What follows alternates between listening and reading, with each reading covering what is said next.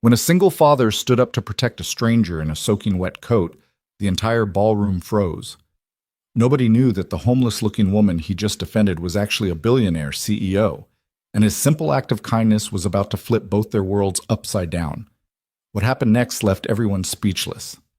Stay with me until the end of this story. Hit that like button and drop a comment telling me what city you're watching from. I want to see how far this story travels. The snowstorm hit Aspen without warning. It wasn't the gentle kind that looked pretty on Christmas cards. This was the type that made windshield wipers useless and turned highways into parking lots, the kind that kept smart people indoors. Nathan Cole sat at table 47 in the back corner of the Grand Aurora Hotel ballroom, watching rich people do what rich people do best, pretend to care about charity while really just showing off their net worth. He shouldn't have been there. Hell, he barely recognized himself in the rented suit jacket that pinched at the shoulders. The bow tie felt like a noose. His work boots would have been more comfortable than these stiff dress shoes that cost more than his monthly water bill. "You okay over here, Nate?" Marcus Chen appeared at his elbow, grinning. Marcus was the reason Nathan had agreed to this nightmare in the first place. They'd grown up together in Garfield, back when Marcus was just another kid fixing dirt bikes in his parents' garage. Now he wore custom suits and worked in private equity, whatever the hell that meant. "Yeah, I'm great," Nathan lied. "Just living my best life surrounded by people who think champagne is a personality trait." Marcus laughed. "Come on, it's not that bad. That woman over there just spent 10 minutes talking about her vacation house. Her fourth vacation house, Marcus. Who needs 4 places they don't live in?" "Fair point." Marcus scanned the crowd. "But hey, the food's good, right? And it's for charity. They're raising money for something that makes them feel better about having more money than they'll ever spend." "I know." Nathan rubbed his face. "Sorry, I'm being an asshole. I appreciate you inviting me, really. It's just, you miss Emma." Nathan checked his phone for the 15th time in an hour. No new messages from Sarah, his ex-wife. Emma was staying with her tonight, which meant she was probably fine, probably having fun, probably not thinking about him at all. That last part hurt more than it should. "She's 8 years old," Nathan said. "She should be home by 8:30 on a school night. Sarah's got her at some restaurant in Glenwood Springs until God knows when." "She's her mom, Nate. She's allowed to cheat. I know what she's allowed to do." The words came out sharper than intended. "Forget it. I'm just tired." Marcus looked like he wanted to say more, but someone called his name from across the room. He squeezed Nathan's shoulder. "Hang tight. Open bar's over there if you need it. And try to have a little fun, yeah? You deserve it." Nathan watched his friend disappear into a crowd of people wearing watches that cost more than Nathan's truck. He checked his phone again. Still nothing. The ballroom was enormous, decorated like someone had liquidated a Christmas store and a jewelry shop in the same space. Crystal chandeliers hung from the ceiling. Ice sculptures melted slowly on tables covered in white silk. A string quartet played something classical that Nathan didn't recognize in the corner. He felt like a stain on an otherwise perfect picture. "Ladies and gentlemen," a voice boomed through the speakers. "We'll be starting our program in just a few moments. Please find your seats." Nathan settled into his chair and prepared for an hour of listening to wealthy people congratulate themselves for donating the equivalent of pocket change. That's when the doors opened. At first, nobody noticed. The woman who walked in was easy to miss. She wore a gray coat that had seen better days, the kind sold at discount stores for $30. Her dark hair hung wet against her face. Snow clung to her boots and dripped onto the marble floor. She looked lost. Or maybe determined. Nathan couldn't tell which. Security noticed her immediately. 2 men in black suits peeled away from the walls and moved toward her with the kind of casual authority that made Nathan's jaw tighten. He'd seen that walk before. The "you don't belong here" walk. The "let me escort you out before you embarrass everyone" walk. The woman saw them coming. She straightened her shoulders, and for just a second Nathan caught something in her expression. Not fear. Something harder. Pride, maybe. Or stubbornness. "Ma'am." The first security guard was tall, built like he'd played college football. "This is a private event." "I know." Her voice was quiet but steady. "I'm looking for someone." "You need to leave." "I just need 5 minutes. There's a man here named Gerald Hartwick. He knew my—" "Ma'am, I'm not going to ask again." The second guard took her elbow. Not rough exactly, but firm enough that everyone in the nearby tables stopped talking and turned to watch. Nathan should have minded his own business. That's what the smart part of his brain said. The part that understood how the world worked, how people like him didn't make waves in rooms like this, how getting involved in other people's problems was a fast track to creating your own. But there was another part of his brain, the same part that made him stop for broken down cars on the highway and leave bigger tips than he could afford for waitresses having bad days, that wouldn't let him look away. She hadn't done anything wrong. She'd just walked into the wrong room wearing the wrong clothes. Nathan stood up. His chair scraped against the floor, loud enough that a few more heads turned. He walked toward the security guards with his heart hammering against his ribs. No plan except the vague sense that he needed to do something. "Excuse me," he said. The guards looked at him like he was a fly that had just landed on their dinner. "Sir, this doesn't concern you," the first guard said. "Actually, it does." Nathan stepped between them and the woman. Up close, he could see her eyes, dark brown, exhausted, and trying very hard not to show it. "She's with me." The ballroom went completely silent. Nathan could feel 500 pairs of eyes drilling into his back. The string quartet had stopped playing. Even the servers froze mid-pour. "I'm sorry?" The guard's voice carried a warning. "She's my guest," Nathan said. He had no idea what he was doing. There was a mix-up with the invitations, but she's supposed to be here, with me. The woman stared at him like he'd just grown a second head. The guard wasn't buying it. "Sir, if she's your guest, why did she just say she's looking for Gerald Hartwick?" "Because Gerald Hartwick is—" Nathan's brain scrambled for anything that sounded plausible. "Someone we're meeting here. A mutual acquaintance. Look, is there a problem? Did she break some kind of rule I don't know about?" "The problem," the second guard said slowly, "is that she walked in here looking like—" "Like what?" Nathan felt heat rising in his chest. "Like she got caught in a snowstorm? Because there's a pretty big one happening outside right now in case you haven't noticed." The first guard's jaw tightened. "I'm going to need to verify your credentials, sir." "Fine." Nathan pulled out the invitation Marcus had given him. His hands were shaking. "Here, table 47, Nathan Cole. And my guest." The guard examined the invitation like it was a piece of evidence in a murder trial. Nathan forced himself to keep breathing normally. Behind him, the woman whispered, "You don't have to do this." "Yeah, I do," Nathan said without turning around. He wasn't even sure why. Maybe it was because Emma had come home crying last month when some kids at school made fun of her thrift store backpack. Maybe it was because he was tired of watching people get judged for things that didn't matter. Maybe he was just having a bad night and needed to feel like he'd done one decent thing before he went home. The guard lowered the invitation. "You're at table 47? "That's what it says." "Fine." He didn't look happy about it. "But she stays with you. Any problems? You're both out." "Understood." The guard stepped back, shooting Nathan looks that promised this conversation wasn't over. The string quartet started playing again. Slowly, the ballroom returned to its normal volume as people went back to their champagne and their gossip. Nathan turned to face the woman. She was younger than he'd initially thought. Early 30s, maybe. Without the wet hair and exhausted expression, she might have been pretty. Right now she just looked confused. "Thank you," she said quietly. "But why did you—" "I have no idea." Nathan managed a tired smile. "Come on, let's sit down before they change their minds." He led her back to table 47, acutely aware that half the room was still watching them. When they sat down, she carefully arranged her damp coat over the back of the chair. "I'm Elena," she said. "Nathan." He poured her a glass of water from the pitcher on the table. "You okay?" "I'm fine. Just cold." She wrapped her hands around the glass without drinking, and confused about why a complete stranger just lied to security for me. "Yeah, well, join the club." Nathan leaned back in his chair. "You want to tell me why you're really here? Because I'm guessing it's not just to track down Gerald Hartwick." Elena hesitated. For a moment, Nathan thought she might get up and leave.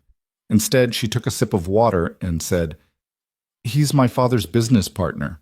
Or he was 20 years ago. My father died last month, and I found some documents that mentioned Hartwick's name. I thought if I could talk to him—" "Oh, is die Putrisham." You might understand something about your dad that you didn't know before. Yes? She looked surprised. Exactly. Nathan nodded. He understood that kind of searching. When his own father had died of a heart attack 5 years ago, Nathan had spent weeks going through old letters and photographs, trying to piece together the man behind the memories. So you crashed a charity gala in the middle of a blizzard to find him? I didn't know it was a charity gala. I just knew Hartwick would be at the Grand Aurora Hotel tonight. Elena smiled weakly. I didn't exactly plan the outfit appropriately. Hey, you look fine, Nathan said. Then, because he was apparently incapable of leaving well enough alone, he added, better than half these people, honestly. At least you're real. Elena studied him with an expression he couldn't quite read.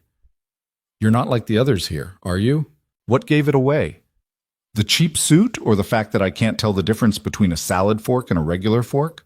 The fact that you helped someone who couldn't do anything for you? Nathan shrugged, uncomfortable with the weight of her gratitude. It wasn't that big a deal. It was to me. Before Nathan could respond, a server appeared at their table with appetizers he definitely hadn't ordered. Tiny portions of food he didn't recognize arranged on plates the size of frisbees. What is this? Nathan poked at something that might have been fish. Seared ahi tuna with yuzu foam and microgreens, the server said in a tone that suggested Nathan should have known this already. Right. Of course. Nathan waited until the server left, then looked at Elena. I have no idea what yuzu foam is. She laughed. Actually laughed. It was the first genuine smile he'd seen from her, and it changed her whole face. It's citrus, she said. Japanese citrus. The foam is basically just foamy citrus flavoring. That's the dumbest thing I've ever heard. It tastes better than it sounds. It would have to. Nathan tried the tuna anyway. It was actually pretty good, though he'd never admit it. So where are you from, Elena? And please don't say Aspen. Denver, she said. I live in Denver. You? Garfield. About 40 minutes from here, depending on traffic. I've never been to Garfield. Yeah, well, there's not much to see. Small town, couple diners, gas station, my garage. He paused. I own an auto repair shop, nothing fancy. Just me and two guys who show up when they feel like it. You're a mechanic? Is that surprise I hear in your voice? No, Elena caught herself. Sorry, that came out wrong. I think it's great, honest work. As opposed to dishonest work? As opposed to the kind of work where you spend all day in meetings, arguing about quarterly projections while pretending you care about synergy and core competencies. Nathan grinned. Sounds like you've got some experience with that. More than I'd like. She pushed the tuna around her plate. What's it like? Working with your hands? Building something real? Some days it's great. Some days it's explaining to Mrs. Patterson that her 1997 Camry needs more than an oil change to stop making that grinding noise, and she should probably just buy a new car, and then she cries because she can't afford a new car, and I end up fixing it for half price, even though I can't really afford to do that either. Elena's smile faded. That's kind of you. It's stupid, Nathan corrected. My accountant tells me I'm stupid every time we go over the books. But I don't know. People work hard for their money. Feels wrong to take it when they don't have much to begin with. The world needs more people like you. The world needs more people who pay their mechanics on time. Nathan drained his water glass. What about you? What do you do when you're not crashing fancy parties? Elena's expression shuddered just slightly. I work for my father's company. Did work for it. Now I run it, I guess. What kind of company? Boring corporate stuff. Investments, acquisitions, portfolio management. She waved her hand like she was swatting away a fly. Nothing interesting. Nathan didn't believe her, but he didn't push. Everyone had parts of their life they didn't want to talk about. The MC's voice crackled through the speakers again. Ladies and gentlemen, thank you so much for being here tonight. Because of your generous donations, we've already raised over $2 million for... $2 million, Nathan muttered. Jesus Christ. Elena glanced at him. You don't approve? I didn't say that. You didn't have to. Your face said it. Nathan considered lying, then figured there was no point. It's just weird, you know? All these people spending thousands of dollars on a single night, patting themselves on the back for charity, when that same money could have... He stopped himself. Never mind, I'm being judgmental. No, finish your thought. It's not my place. I want to hear it. Nathan sighed. Fine. I've got a customer, right? Single mom. Works 2 jobs. Her car broke down last week and she had to choose between fixing it and paying her electric bill. She picked the electric bill. Meanwhile, these people are dropping $5,000 on a table just to eat overpriced fish and feel good about themselves. He met Elena's eyes. I'm not saying charity is bad. I'm just saying it's weird how the solution to poverty always seems to involve rich people having a party. Elena was quiet for a long moment. You're right, she said finally. It is weird. Yeah, well, don't tell anyone I said that. I'm already the guy who showed up in a borrowed suit and rescued a stranger. Don't need to add ungrateful asshole to my reputation. Your secret's safe with me. They sat in comfortable silence while the MC droned on about fundraising goals and community impact. Nathan checked his phone again. Still nothing from Sarah. Someone important? Elena asked, noticing. My daughter, Emma. She's 8. Nathan put the phone away. She's with my ex-wife tonight. I always worry when she's not with me. That's sweet. That's pathetic is what it is. She's fine. He trailed off, unsure how to explain the constant low-level anxiety that came with shared custody. I don't get to see her as much as I want, so when I do have her, I want it to be perfect, you know? And when I don't have her, I just feel like I'm missing pieces. Elena nodded slowly. My father used to say that the hardest part of loving someone is learning to let them exist in spaces where you can't protect them. Your dad sounds like he was a smart guy. He was. Her voice went soft. He wasn't perfect. Made a lot of mistakes, especially with my mother, but he loved me. I never doubted that. That's what matters. Is it? Elena looked down at her hands. Sometimes I wonder if love is enough when the person is gone. If all those moments and memories add up to anything real, or if they're just stories we tell ourselves to feel less alone. Nathan didn't have an answer for that. He thought about his own father, about Emma, about all the ways people left marks on each other that didn't fade even when they should. I think, he said carefully, that the people we love change who we are, and that doesn't stop being true just because they're not around anymore. So yeah, the moments matter. They have to. Elena smiled, but it didn't quite reach her eyes. You're unexpectedly wise for a mechanic. And you're unexpectedly easy to talk to for someone who works in boring corporate stuff. Touché. The dinner courses came and went. Soup that tasted like someone had confused salt with actual flavor. Salad with dressing that cost more than it had any right to. Beef that was probably excellent, but Nathan couldn't appreciate because he kept thinking about the burger joint in Garfield that made better food for $8. But the conversation was good. Better than good. Elena asked about Emma, and Nathan found himself telling stories he usually kept private. The time Emma tried to fix the toaster and nearly electrocuted herself. The way she insisted on wearing her Halloween costume to school for a week straight in November. How she'd started asking questions about why Mommy and Daddy didn't live together anymore, and Nathan never knew what to say. Elena listened like she actually cared. She didn't offer advice or platitudes, she just listened, and somehow that was exactly what Nathan needed. In return, she told him about growing up in Denver, about a childhood spent in boarding schools and summer camps while her father built his business empire, about feeling like she was always performing for an audience she couldn't see, about the strange loneliness that came from having everything except the one thing that mattered. Which is what? Nathan asked. I don't know, Elena admitted. That's the problem. I've spent so long trying to figure out what I'm supposed to want that I forgot to figure out what I actually want. That's depressing as hell. Welcome to my life. Well, what makes you happy? Right now, in this moment, what's something that makes you feel good? Elena considered the question seriously. This, she said finally, talking to you, not having to pretend I'm someone I'm not. Nathan felt something shift in his chest. Yeah, he said quietly. I know what you mean. The moment stretched between them, fragile and unexpected. Nathan was acutely aware of how close they were sitting, how easy it would be to reach across the table and, Ladies and gentlemen, the MC interrupted, we have a very special guest with us tonight. Nathan barely heard him. He was too busy trying to understand what was happening in his own head. He'd known this woman for less than 2 hours. That wasn't enough time to feel whatever this was. Please join me in welcoming one of Colorado's most influential business leaders, the CEO of Ward Global Holdings. Nathan's attention snapped back to the stage. Miss Elena Ward! The ballroom erupted in applause. Nathan turned to look at Elena, whose face had gone completely pale. Ward Global Holdings? He repeated slowly.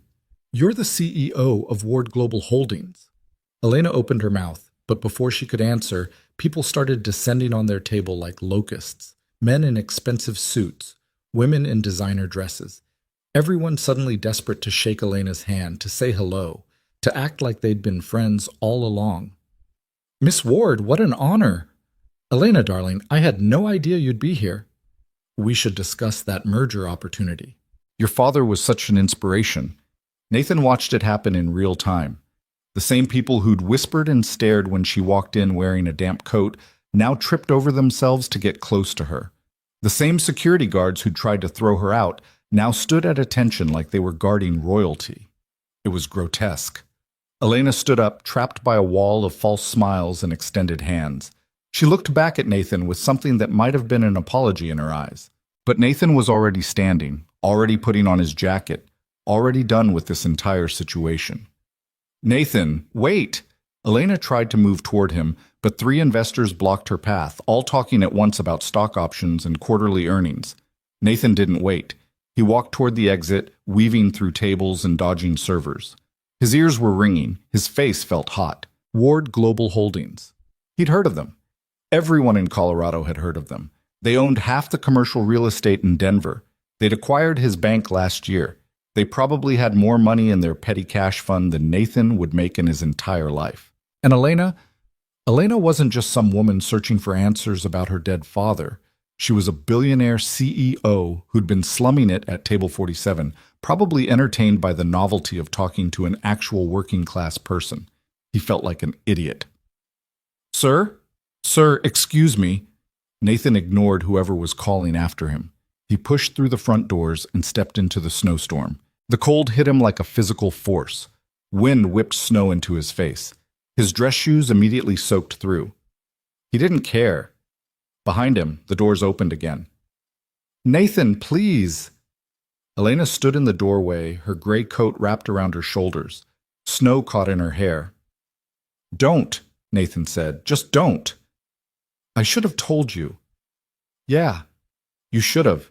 I didn't know how, and then we were talking, and you were so normal, and She stepped closer.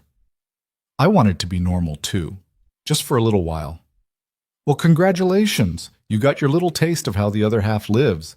Nathan shoved his hands in his pockets. Must have been real entertaining. It wasn't like that. No? Then what was it like, Elena? Because from where I'm standing, it looks like you let me talk about my struggling garage and my money problems, while you sat there knowing you could probably buy my entire business with whatever's in your purse right now. That's not fair. Fair. Nathan laughed, bitter. You want to talk about fair? Those people in there, he gestured back at the hotel. They didn't give a damn about you when you walked in looking like you needed help. But the second they found out you had money, you became the most important person in the room.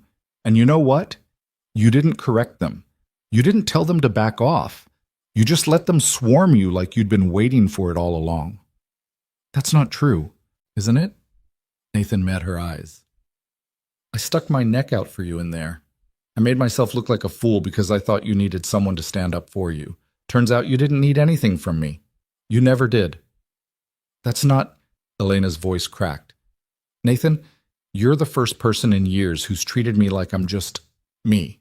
Not my father's daughter, not a CEO, just Elena. Do you have any idea how rare that is? And I'm sure that was a fun novelty while it lasted. Stop it. She moved closer, close enough that Nathan could see his breath mixing with hers in the cold air. Stop assuming you know what I'm thinking. You don't know anything about my life. You're right. I don't, and I don't want to. Nathan turned away. Thanks for the conversation, Miss Ward. It was real enlightening. He started walking toward the parking lot. I came here tonight because I'm tired, Elena called after him. I'm tired of people looking at me and seeing dollar signs. I'm tired of everyone wanting something from me. I'm tired of living in a world where nothing is real and everyone is performing. And then I met you, and you were just kind. For no reason except that you're a kind person, and I'm sorry I didn't tell you who I was, but I'm not sorry I met you." Nathan stopped walking. The snow fell between them, thick and silent. "Those people in there," Elena continued, her voice quieter now. "They respect me because they know I have power. But you helped me before you knew anything about me. You didn't care if I was rich or poor. You just saw someone being treated badly and you did something about it." She paused. "That means more to me than you know." Nathan stood there, coat getting covered in snow, trying to figure out what he was supposed to do with that information. "I'm not good at this," he said finally. "I don't know how to talk to people like you. I don't know the rules." "There are no rules." Elena wrapped her arms around herself. "There's just two people having a conversation. Except one of those people runs a company worth billions of dollars, and the other one had to borrow a suit to be here. So what? So..." Nathan turned back to face her. "So this doesn't make sense. You and me talking like we're equals when we're obviously not. You should be in there with those people. That's your world." "I hate my world." The words came out raw and honest. Elena looked surprised she'd said them out loud.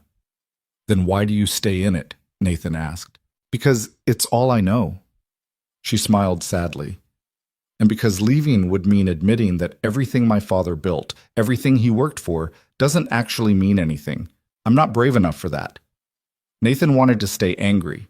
It would have been easier, but looking at Elena standing there in the snow, coat wrapped tight against the cold, he couldn't quite manage it. "You should go back inside," he said, "before you freeze." "Will you come with me?" "No." "Why not?" "Because I don't belong in there, Elena. I never did. Tonight was a mistake." "Meeting me was a mistake?" Nathan hesitated. "No," he admitted. "But staying would be." Elena looked like she wanted to argue, but she just nodded. "Okay." She turned to go back inside, then stopped. "Nathan?" "Yeah?" "Thank you for standing up for me." "I won't forget it." Then she was gone, disappearing back into the warmth and light of the ballroom. Nathan stood alone in the parking lot for a long moment, watching snow pile up on his windshield. His phone buzzed. Finally. A text from Sarah. "Emma's asleep. Had a great time. See you tomorrow." Nathan stared at the message, then looked back at the hotel. Through the windows, he could see the ballroom glittering like something from a movie.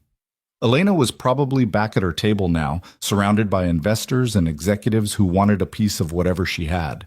He got in his truck and drove home through the storm, trying not to think about dark eyes and honest conversations, and the way it felt to be seen by someone who didn't need anything from him. He failed completely.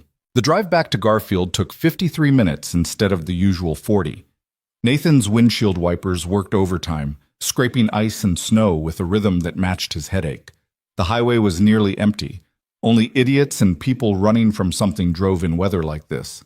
Nathan figured he qualified as both. He replayed the conversation in his head about 40 times before he reached the Garfield exit. Each time, he found new ways to feel stupid. The way he'd gone on about his struggling garage while she probably made more in a day than he'd see in his lifetime. The way he'd lectured her about wealth and charity like he had any right to an opinion. The way he'd actually thought, for a brief and embarrassing moment, that maybe they'd connected over something real. His truck fishtailed slightly as he turned onto Oak Street. The town looked dead. Most folks had the good sense to be home by now, tucked away from the storm. The only lights came from the 24-hour gas station and the neon sign at Miller's Bar, which never closed for anything short of the apocalypse. Nathan pulled into his driveway and sat there for a minute, engine running, heat blasting. His house looked small and dark. Just a 2-bedroom ranch he'd bought after the divorce, nothing special. The mortgage was manageable. The roof didn't leak. Emma had her own room with purple walls she'd picked out herself. That was enough. It had to be enough. Inside, the silence pressed against him like a physical weight. He hung up the damp suit jacket, unknotted the tie that had been strangling him all night, and stood in his kitchen trying to remember if he'd eaten dinner. The tuna thing at the gala didn't count. His phone buzzed. For half a second, his stomach did something stupid. But it was just Marcus. How'd it go? You disappeared. Nathan typed back. Got tired. Headed home early. Did you at least try to network? Meet anyone interesting? Nathan stared at that message for a long time before responding. Not really. Talk tomorrow. He took a shower hot enough to burn, put on sweatpants that had seen better days, and tried to sleep. His brain had other ideas. Every time he closed his eyes, he saw Elena in that gray coat, snow melting in her hair, looking at him like he'd done something extraordinary when all he'd done was the bare minimum of human decency. At 2 in the morning, he gave up and went to the garage. The shop was attached to his house, a converted barn he'd spent 6 months renovating when he first bought the place. It smelled like motor oil and old coffee, familiar and grounding. He had 3 cars waiting for work. Mrs. Patterson's Camry with the grinding noise, a Ford F-150 that needed new brake pads, a Subaru with an engine light that probably meant nothing serious, but the owner insisted on getting checked. Nathan grabbed his tools and got to work on the Ford. Sometimes the only thing that quieted his brain was the simple, mechanical logic of fixing things.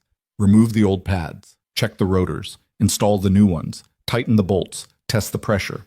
Problems that actually had solutions. He worked until dawn painted the sky gray, until his hands were black with grease and his back ached from bending over the engine. Then he cleaned up, made coffee that tasted like regret, and tried to figure out how to get through a normal day. Emma wouldn't be back until Sunday. 2 more days of this quiet house and too much time to think. His phone rang at 7:30. Marcus again. "You sound like hell," Marcus said without preamble. "Good morning to you too." "Seriously, what happened last night? You just vanished. I turned around and you were gone." Nathan poured his 3rd cup of coffee. "I told you, got tired."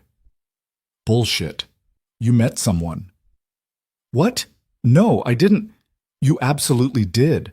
I saw you talking to that woman at your table, the one who showed up late looking like she'd walked through the storm.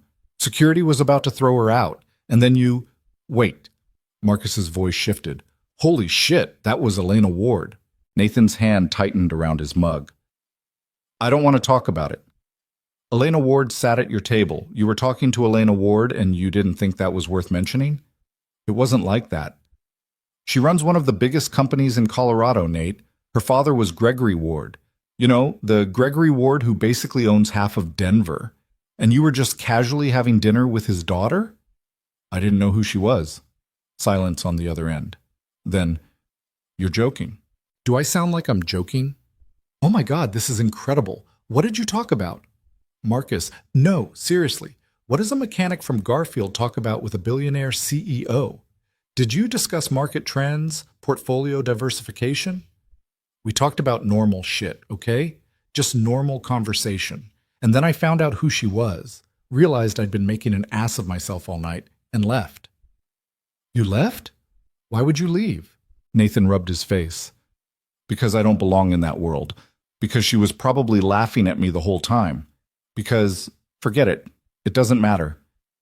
"Did she seem like she was laughing at you?" "No," Nathan admitted. "But that doesn't mean anything." Marcus was quiet for a moment. "You like her." "I don't even know her." "But you like her." Nathan didn't answer. "Look," Marcus said, his voice gentler now. "I know you. You don't let people in easy. If you actually connected with this woman, even for one night, that's not nothing. It's also not going anywhere. She lives in a completely different universe than me. So, people date across tax brackets all the time. I'm not dating anyone. I can barely keep my business afloat and remember to pack Emma's lunch. I don't have space in my life for—" He stopped. "It doesn't matter. She's probably already forgotten I exist."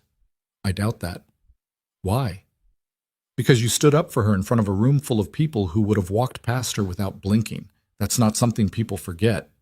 Nathan wanted to argue, but his doorbell rang. "Someone's at my door," he told Marcus. "I gotta go." "It's 7:30 on a Saturday morning. Who the hell—" Nathan hung up and walked to the front door, expecting maybe a neighbor or a wrong address. He opened it and forgot how to breathe. Elena stood on his front porch wearing jeans and a black sweater, her hair pulled back in a ponytail. No makeup, no designer clothes. Just Elena, looking nervous and determined in equal measure. "Hi," she said. Nathan stared at her. "How did you find my address?" "You said you owned a garage in Garfield. There's only one auto repair shop in Garfield. It wasn't difficult." "That's borderline stalking." "I know, I'm sorry, I just—" She shifted her weight. "Can we talk?" Nathan should have said no, should have closed the door and gone back to his coffee and his uncomplicated life. Instead, he stepped aside and let her in. Elena walked into his living room and looked around with an expression Nathan couldn't quite read. He tried to see it through her eyes, the worn couch he'd bought secondhand, the coffee table with Emma's crayon drawings still scattered across it, the TV that was at least 10 years old. Nothing fancy, nothing impressive. "You want coffee?" he asked, because he didn't know what else to say. "Sure." He poured her a mug and they stood in the kitchen, 2 feet apart, not quite looking at each other. "I'm sorry I didn't tell you who I was," Elena said finally. "Last night, at the gala, I should have been honest from the start." "Yeah, you should have. But I'm not sorry I met you, and I'm not sorry we talked. That was—" She paused. "That was the most real conversation I've had in months, maybe years." Nathan leaned against the counter. "I don't understand what you're doing here, Elena." "I'm not entirely sure either." She smiled, but it looked fragile. "I couldn't sleep last night. I kept thinking about what you said, about how people only respected me once they knew I had money. And you were right. You were completely right, and it made me furious." "Furious at me?" "Furious at everything. At the people in that ballroom. At myself for participating in it. At my father for building this empire that turned everyone around me into performers." She set down her coffee mug. "I left the gala early. Couldn't stand another minute of people pretending to care about me." "Where'd you go?" "Drove around for a while. Ended up at an all-night diner in Glenwood Springs. Ate terrible pancakes and tried to figure out why the opinion of a stranger mattered so much to me." "Did you figure it out?" "Not really, but I kept thinking about what you said about how I didn't correct them when they swarmed me. And you're right, I didn't. Because I'm so used to it that I don't even notice anymore. People treating me like I'm important because of what I represent instead of who I am." She met his eyes. "But you didn't do that. You just treated me like a person. And I didn't realize how much I needed that until I had it." Nathan didn't know what to say to that. The morning light coming through his kitchen window made her look younger, more vulnerable. "I'm not good at this," he said quietly. "Whatever this is." "Neither am I." "You're a CEO. You probably negotiate million-dollar deals before breakfast." "That's different. That's business. This is—" She gestured between them. "This is me standing in a stranger's kitchen at 7:30 in the morning, trying to explain why I drove 40 minutes in a snowstorm to see someone I barely know." "Why did you?" "Because you made me feel normal, and I haven't felt normal in a very long time." Nathan studied her face, looking for signs of deception or manipulation. He'd been burned before by people who said one thing and meant another. But all he saw was honesty, raw and uncertain. "You want the truth?" he asked. "Always." "I liked talking to you last night, before I knew who you were. You were smart and funny and real, and then I found out you were this—" He waved his hand. "This untouchable person with more money than I can imagine, and it felt like a trick. Like I'd been the entertainment at my own expense." "It wasn't a trick. I know that now. Logically, I know that. But the gut-level reaction, that's harder to shake." Elena nodded slowly. "I understand. If I were you, I'd probably feel the same way." "So where does that leave us?" "I don't know. Where do you want it to leave us?" Nathan looked at her standing in his kitchen, this woman who probably had 100 better places to be and chose to be here instead. Against his better judgment, against every instinct that told him to protect himself, he made a decision. "You have plans today?" he asked. "I cleared my schedule." "Then stick around. I've got work to do in the garage, but you're welcome to hang out. We can talk, figure this out, whatever this is." Elena's face brightened. "Really?" "Yeah, but fair warning, I'm working on Mrs. Patterson's Camry, and she's a talker. If she shows up, you're going to hear 45 minutes about her grandson's college applications." "I think I can handle that. Also, my coffee's terrible." "I noticed." Nathan smiled despite himself. "Come on, let me show you the garage." He led her through the side door into the space that was more home to him than his actual house. Elena looked around with genuine curiosity, taking in the tools hanging on pegboards, the lifts, the parts scattered across workbenches. "How long have you owned this place?" she asked. 6 years. Bought it right after my divorce. Needed something that was mine, something I could build from scratch. It's nice, feels lived in. That's a polite way of saying it's messy. I meant it as a compliment. She ran her hand along a workbench. Everything in my life is so sterile and controlled. This feels real. Like actual work happens here. Actual work definitely happens here. Sometimes I even make money doing it. Elena laughed. Nathan realized he liked the sound of it. He got back to work on the Ford while Elena perched on a stool watching. At first it felt weird, having an audience for something he usually did alone, but after a while the strangeness faded. She didn't try to make conversation or fill the silence. She just watched him work with a focus that was almost meditative. "Can I ask you something?" she said after a while. "Sure." "Why mechanics? How'd you end up doing this?" Nathan wiped his hands on a rag. "My dad. He was a mechanic too. Taught me everything when I was a kid. I'd spend weekends in his garage handing him tools, learning how engines worked. It was—" He paused, remembering. "It was the only time he really talked to me, about real stuff. Not just how was school or clean your room. We'd work on cars and he'd tell me stories about his life, about mistakes he made, about things he wished he'd done differently." Sounds special. Yeah, it was. Nathan tightened a bolt. "He died 5 years ago. Heart attack. Just dropped in the middle of a Tuesday. I talked to him that morning about transmission fluid, and by afternoon he was gone. Didn't get to say goodbye or anything." "I'm sorry." "Me too. But at least I had this." He gestured around the garage. "Every time I fix something, I hear his voice in my head. Check the pressure. Don't strip the threads. Measure twice. Cut once." All his stupid little rules that turned out to be pretty good life advice. Elena was quiet for a moment. "My father died 6 weeks ago," she said. "Cancer. We knew it was coming, had months to prepare, and it still felt sudden. Like I looked away for a second, and he was just gone." "That's why you were looking for Hartwick." "Yeah, Dad left me all these files and documents. Most of it was business stuff I already knew about. But there were these letters between him and Hartwick from 20 years ago, before I was born. They mentioned some kind of project they were working on together, something that fell apart. I thought if I could find Hartwick, maybe he could tell me what it was. Help me understand a part of my father's life I knew nothing about." "Did you find him? At the gala?" "No. Turns out he died 3 years ago. Nobody bothered to tell me." Elena smiled sadly. "So I crashed a party in a snowstorm for nothing." "Not for nothing," Nathan said. "You met me." "That's true. Though I'm still not sure if that's a good thing or a disaster waiting to happen." "Could be both." "Probably is both." Nathan went back to work. They fell into a comfortable rhythm, him working, her watching, occasional conversation filling the spaces. She asked questions about the cars, about the business, about Garfield. He answered honestly, not trying to impress her or make his life sound more interesting than it was. Around noon, his stomach growled loud enough that Elena heard it. "When's the last time you ate?" she asked. "Yesterday, maybe. I don't remember." "That's terrible for you." "Thanks. I'll add it to the list of things I'm doing wrong." Elena slid off the stool. "Is there food in your house?" Probably. I'm not much of a grocery shopper when Emma's not here." "Show me your kitchen." "Elena, you don't have to." "I want to. Besides, I'm hungry too, and I'm guessing Garfield doesn't have a lot of delivery options." She wasn't wrong. Nathan led her back inside, suddenly self-conscious about the state of his refrigerator. Elena opened it and surveyed the contents with the same focus she'd probably bring to a business merger. "You have eggs, cheese, and what might have been vegetables at some point," she said. "This is depressing."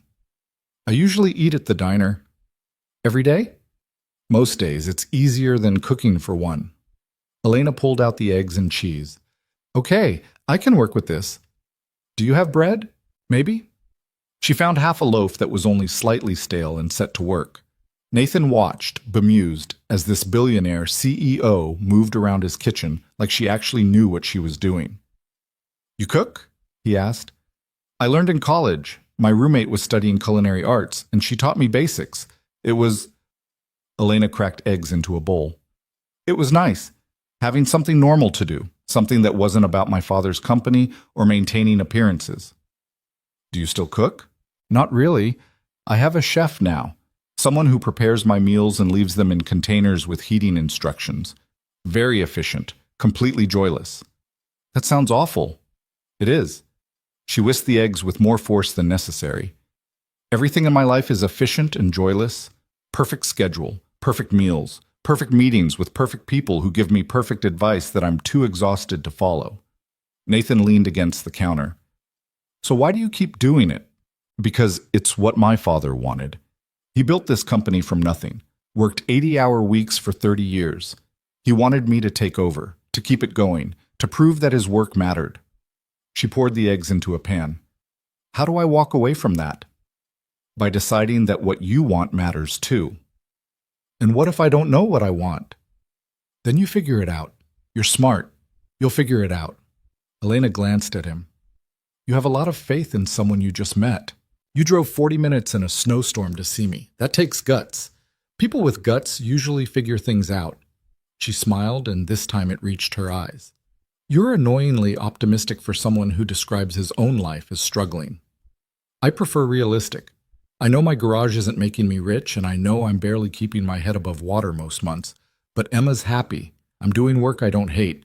That's more than a lot of people can say. Is it enough? Nathan thought about that. Most days, yeah. Some days, no. But that's life, right? Nothing's perfect all the time. Elena served the eggs on toast. Simple, but better than anything Nathan had made himself in weeks. They ate at his small kitchen table, and it felt strangely domestic, like something couples did on lazy Saturday mornings. This is nice, Elena said quietly. The eggs? This, being here, not having to be anyone except myself. Nathan understood exactly what she meant. Yeah, he said. It is nice. His phone buzzed. Sarah's name flashed on the screen. Nathan's stomach tightened. Sorry, I should... He answered. Hey, everything okay? Fine. Emma wants to know if she can stay another night. There's a birthday party tomorrow afternoon, and... Another night? Nathan tried to keep his voice even. I'm supposed to pick her up tomorrow morning. I know, but the party's at 2, and it would be easier if she just stayed here. You can get her Sunday evening instead. Nathan's grip on the phone tightened. Sarah, we agreed on a schedule. And sometimes schedules change. She's having fun. Don't make this difficult. I'm not making anything difficult. He glanced at Elena, who was pretending not to listen. Never mind. Yeah, Sunday evening is fine. Great, I'll text you when she's ready. Sarah hung up before Nathan could say anything else. He set the phone down harder than necessary. Sorry about that. Your ex-wife? Elena asked carefully. Yeah, Emma's staying with her an extra day, which is fine. It's totally fine. It wasn't fine, but Nathan wasn't about to unload his custody frustrations on someone he barely knew. Elena seemed to sense his mood. Want to talk about it? Not really. Okay. They finished eating in silence. Nathan washed the dishes while Elena dried, and it felt oddly natural, like they'd done this 100 times before instead of just once. I should probably go, Elena said after a while. Let you get back to work. Nathan wanted to tell her to stay. The words were right there, ready to be said. But he swallowed them. Yeah, okay. She grabbed her coat. Nathan walked her to the door, trying to think of something to say that wouldn't sound desperate or pathetic. Elena paused on the threshold. Can I ask you something? Sure. If I wanted to see you again, would that be completely crazy? Nathan's heart did something complicated. Probably. But would you want to see me again? He looked at her, this woman who probably had 100 better options, standing in his doorway asking if he wanted to spend more time with her. Yeah, he said. I would. Elena smiled. Good, because I'm not very good at taking no for an answer. I'm getting that impression. She started to leave, then turned back. Nathan? Yeah? Thank you for this morning, for letting me just exist, without expectations. Any time. She walked to her car, a sleek black sedan that probably cost more than his house, and drove away. Nathan stood in the doorway watching until she disappeared down the street. His phone buzzed again. Marcus. So, what happened? Don't leave me hanging. Nathan smiled despite himself and typed back, I have no idea, but I think I'm in trouble. Marcus showed up unannounced on Sunday morning with coffee and bagels and the kind of determined expression that meant he wasn't leaving until he got answers. "You look like hell," he said, pushing past Nathan into the living room. "Thanks. You always know just what to say." "I'm serious. When's the last time you slept?" Nathan had to think about it. "Friday night, maybe. It's Sunday." "I'm aware." Marcus set the coffee on the table and dropped into Nathan's worn-out recliner like he owned it. "Talk, now. And don't give me that nothing happened bullshit because I can see it all over your face." Nathan grabbed one of the coffees and sat on the couch. "She came by yesterday, Elena. She showed up at my house." "She what?" "Drove out here. We talked. She made eggs. It was—" Nathan struggled to find the right word. "Confusing." "Confusing how?" "Confusing like I don't understand what she wants from me. Confusing like this doesn't make any sense. She's a CEO, Marcus. She's got more money than both of us will see in 10 lifetimes. And she's spending her Saturday morning in my garage watching me fix brake pads." Marcus grinned. "She likes you." "Don't say it like that." "Like what?" "Like it's simple. Like this is some normal situation where a guy meets a girl and they date and everything works out."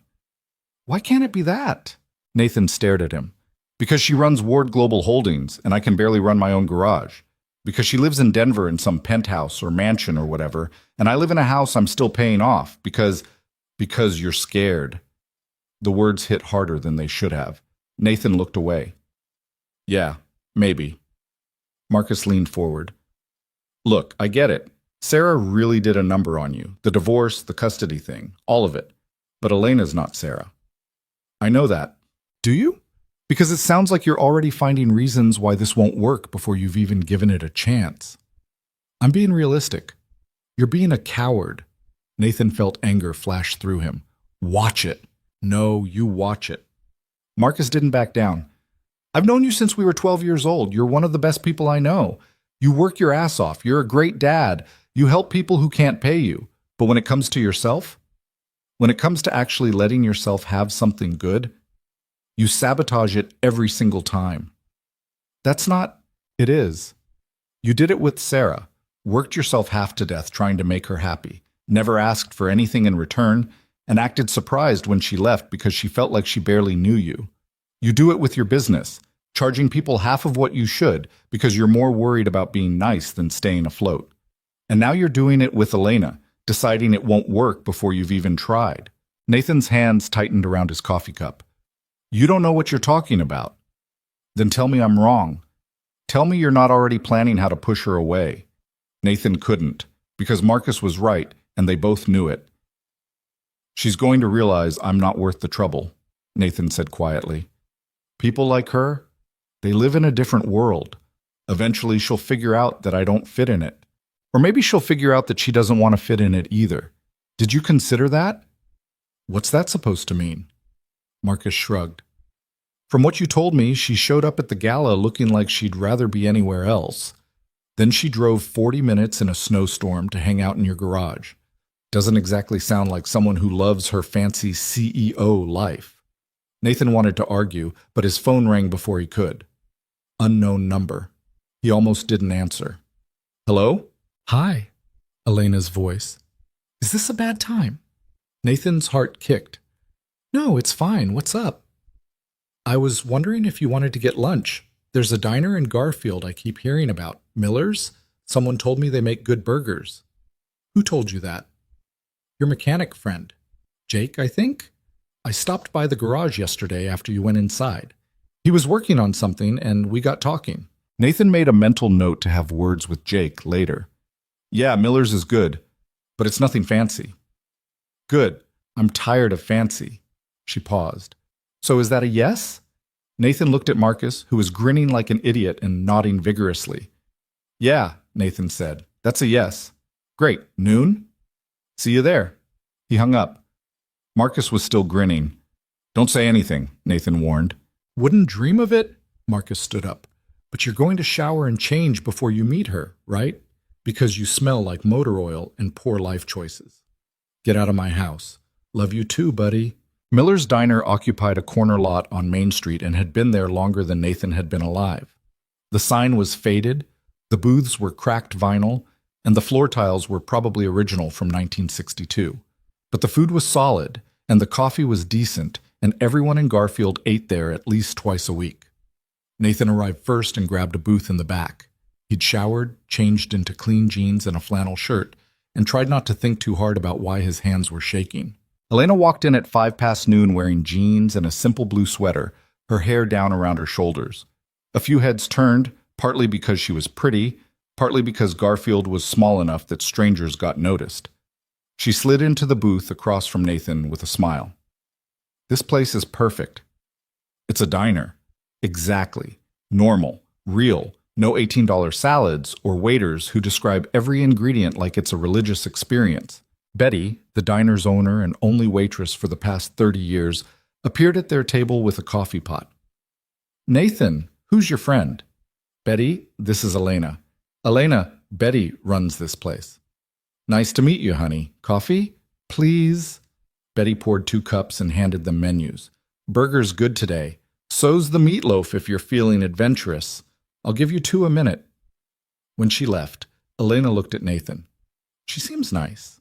"She is. Known her my whole life. She gave me my first job washing dishes when I was 14. "Did you last long?" 3 months. Turns out I hate washing dishes." Elena laughed. "What made you quit?" "My dad offered me a job at his garage for the same pay. Seemed like a no-brainer." They ordered burgers and talked about nothing important. The weather, the town, Emma's upcoming birthday party. It felt easy. Natural. Like they'd been doing this for years instead of days. Betty brought their food and made herself scarce, but Nathan could feel her watching from behind the counter. By tomorrow, half of Garfield would know he'd had lunch with a pretty stranger. Small towns were like that. "Can I ask you something?" Elena said, stealing one of his fries. "Sure." "What happened with your ex-wife?" "You don't have to answer if you don't want to. I'm just curious." Nathan considered deflecting, then figured she'd been honest with him. "We got married too young. I was 24, she was 23. We thought we were in love, but really we were just, I don't know, playing house maybe." "What changed?" "Everything. Nothing. I started the garage, worked crazy hours trying to make it successful. Sarah wanted more time, more attention, more of everything I couldn't give her. When Emma came along, it got worse. I thought a baby would bring us together, but it just highlighted all the ways we weren't working." "That must have been hard." "It was. Still is sometimes. We do okay with the co-parenting thing most days, but there are moments when I look at Emma and think about how I screwed up her chance at having parents who actually like each other." Elena was quiet for a moment. "My parents divorced when I was 12. It was brutal. Lawyers, custody battles, the whole nightmare. But you know what the worst part was?" "What?" "The fake civility. They'd smile at school events and pretend everything was fine, and everyone bought it. But at home, they could barely stand to be in the same room. I would have preferred honesty, even if it was messy." "Is that why you and your dad were close? Because he was honest with you?" "Eventually. After the divorce, after my mom moved to Europe and basically checked out, it was just me and him. He worked all the time, but when he was around, he was really there. No pretending, no bullshit, just real." She pushed food around her plate. "I miss that." "Yeah, I get it." They ate in comfortable silence for a while. Nathan watched her, trying to reconcile the woman sitting across from him in a small-town diner with the CEO who ran a billion-dollar company. They felt like 2 different people. "What?" Elena asked, catching him staring. "Just trying to figure you out. Any luck?" "Not really. You're confusing as hell." She smiled. "Good. I'd hate to be predictable." Betty came back with the check. Nathan reached for it, but Elena was faster. "I've got it," she said. "Elena, let me, please." Nathan wanted to argue on principle, but the look in her eyes stopped him. This mattered to her for some reason. "Okay, thanks." She paid in cash, left a tip that was probably triple the bill, and they walked out into the cold afternoon. Main Street was quiet. A few cars, a couple people walking dogs, nothing exciting. "Want to take a walk?" Elena asked. "In February? In Colorado? Come on. The sun's out. It's not that cold." It was absolutely that cold, but Nathan said yes anyway. They walked through downtown Garfield, which took all of 10 minutes. Elena asked questions about the town, about the people, about what it was like growing up here. Nathan answered honestly, not trying to make it sound better or worse than it was. I always wondered what this would be like, Elena said as they passed the hardware store. What? Small town life. Everyone knowing everyone, having roots somewhere. You didn't have that growing up? No. We moved a lot when I was young. Denver, New York, London for a year. Wherever my dad's business took him. I went to 4 different schools before I was 12. Never stayed anywhere long enough to feel like I belonged. That sounds lonely. It was. She shoved her hands in her pockets. I used to make up stories about living in places like this. Having friends I'd known since kindergarten. Going to the same diner every Sunday. Boring, normal stuff that everyone else took for granted. Nathan thought about his own childhood. Summers, fishing at the lake, playing baseball with the same kids year after year, knowing which houses had the best Halloween candy. He'd never considered how lucky that was. It's not perfect, he said. Everyone knowing everyone also means everyone knows your business. Can't have a bad day without 5 people asking if you're okay. Can't date someone new without the whole town having opinions. Elena glanced at him. Speaking from experience? Maybe. Are people going to have opinions about me? Definitely. Betty's probably already texting her book club. What'll they say? Nathan considered lying, then didn't. They'll say I'm punching above my weight. They'll wonder what you're doing with a guy like me. Some of them will think you're slumming it for fun. Some will assume you want something. Not many will believe it's real. Do you believe it's real? Nathan stopped walking. They were standing in front of the library and Elena was looking at him with an expression he couldn't quite read. I don't know what this is, he said carefully. But yeah, I think it's real, whatever it is. Elena stepped closer. I think so too. For a moment, Nathan thought she might kiss him. His heart hammered, but she just smiled and started walking again. They made a loop back to the diner where their cars were parked. Nathan didn't want her to leave, which was stupid because she'd only been there an hour. I should get back to Denver, Elena said, not making any move toward her car. Conference call at 4. Something about third-quarter projections that my CFO insists I need to approve. Sounds thrilling. It's really not. She kicked at a patch of ice. I have an idea. It's probably crazy, but hear me out. Okay. Come to Denver next weekend. Let me show you my world. We can have dinner, maybe see a show or something. I want you to understand what my life looks like. Nathan's immediate instinct was to say no. Denver was an hour away, and he didn't have fancy clothes for fancy restaurants, and the idea of being in Elena's world made his stomach tight. But she was looking at him with hope in her eyes, and he found himself saying, Okay, yeah, I can do that. Really? Really? But I'm not wearing a suit, Elena laughed. Deal. She got in her car and Nathan watched her drive away for the second time in 2 days.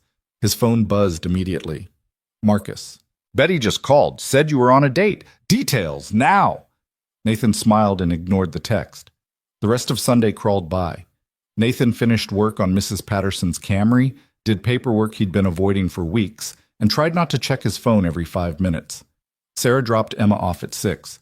His daughter came barreling through the door with her backpack and enough energy to power a small city. Dad, guess what? Nathan scooped her up. What? Jenny's party had a bouncy castle, and we jumped for like 100 hours, and I had 3 pieces of cake, and 3 pieces? Well, 2.5, the last one I shared with Mom. Emma wiggled down. Can we have pizza for dinner? We had pizza Thursday. So, pizza's good every day. Nathan couldn't argue with that logic.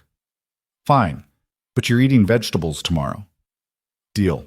While they waited for delivery, Emma sprawled on the living room floor with her coloring books. Nathan watched her, feeling the familiar ache of how fast she was growing up. 8 years old already. Soon she'd be a teenager, then off to college, then living her own life without him. Dad? Emma looked up. You okay? You're doing that thing where you stare at nothing. I'm fine, sweetheart, just thinking. About what? About you. About how lucky I am. Emma wrinkled her nose. That's weird. Yeah, well, I'm a weird dad. The weirdest. She went back to coloring. Hey, can I ask you something? Always. Are you lonely? Nathan's chest tightened. What makes you ask that? Emma shrugged, not looking up from her drawing. I heard Mom tell Aunt Rachel that you're always alone, that you don't have any friends except Marcus, and that you never go anywhere fun. Is that true? Nathan sat down on the floor next to her. I'm not lonely when you're here. But what about when I'm not? He wanted to lie, to tell her everything was fine, that he loved his quiet life. But Elena's voice echoed in his head, the way she talked about wanting honesty instead of fake civility. Sometimes, he admitted. Sometimes I get lonely, but that's okay. Everyone gets lonely sometimes. You should get a girlfriend, Nathan nearly choked. Oh yeah? Yeah, like Mom has Dave. You should have someone too. Dave, Sarah's boyfriend of 6 months, who Emma apparently liked fine, but Nathan tried hard not to think about. It's not that simple, Em. Why not? Because Nathan struggled for an explanation an 8-year-old would understand. Because finding someone you actually like, who likes you back, who fits into your life, that's hard. Did you find someone? Nathan looked at his daughter, whose eyes were too knowing for her age. Maybe. I don't know yet. What's her name? Elena. Is she nice? Yeah, she's nice. Does she like cars? I don't think she knows anything about cars. Emma considered this. That's okay. You can teach her. You're a good teacher. Nathan pulled his daughter into a hug. When did you get so smart? I was always smart. You just didn't notice. The pizza arrived, and they ate while watching some animated movie Emma had seen at least 20 times. Nathan only half paid attention. His mind kept drifting to next weekend, to Denver, to the slightly terrifying prospect of seeing Elena's real life. His phone buzzed around 9 after he'd put Emma to bed. Elena. Made it home. Thanks for lunch. I had a really good time. Nathan stared at the message for a full minute before typing back, Me too.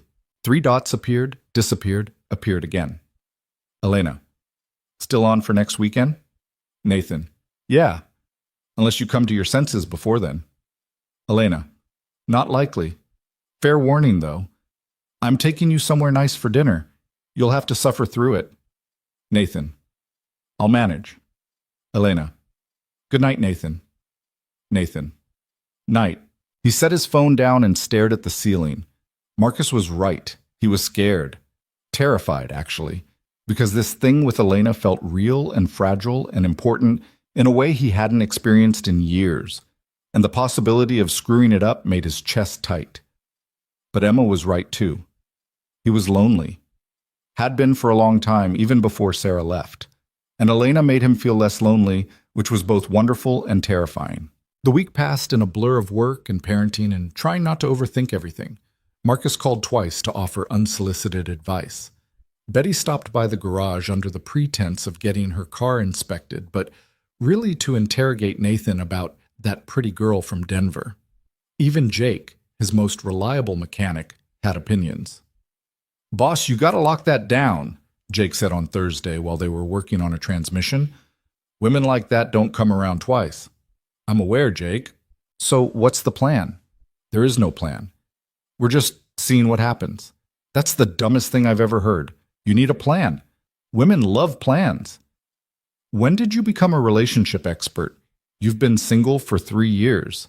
Exactly. I know what not to do. Jake wiped his hands. I'm just saying, don't screw this up. Thanks. Very helpful.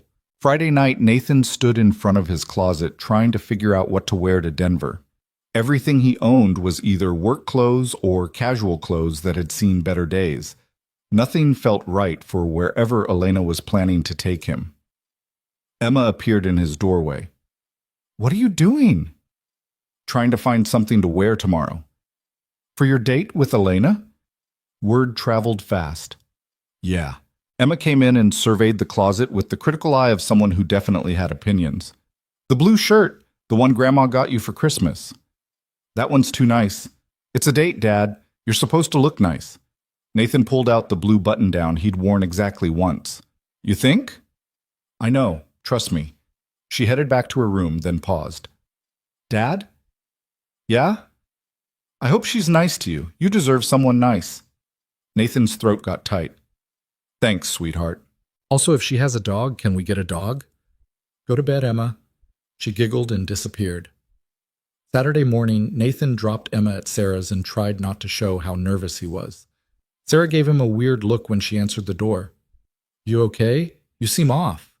"I'm fine. Just busy." "Mm-hmm." She didn't believe him, but didn't push. "Emma, your dad's here." Emma came running, gave Nathan a hug, and whispered, "Good luck," before heading inside. The drive to Denver took an hour in light traffic.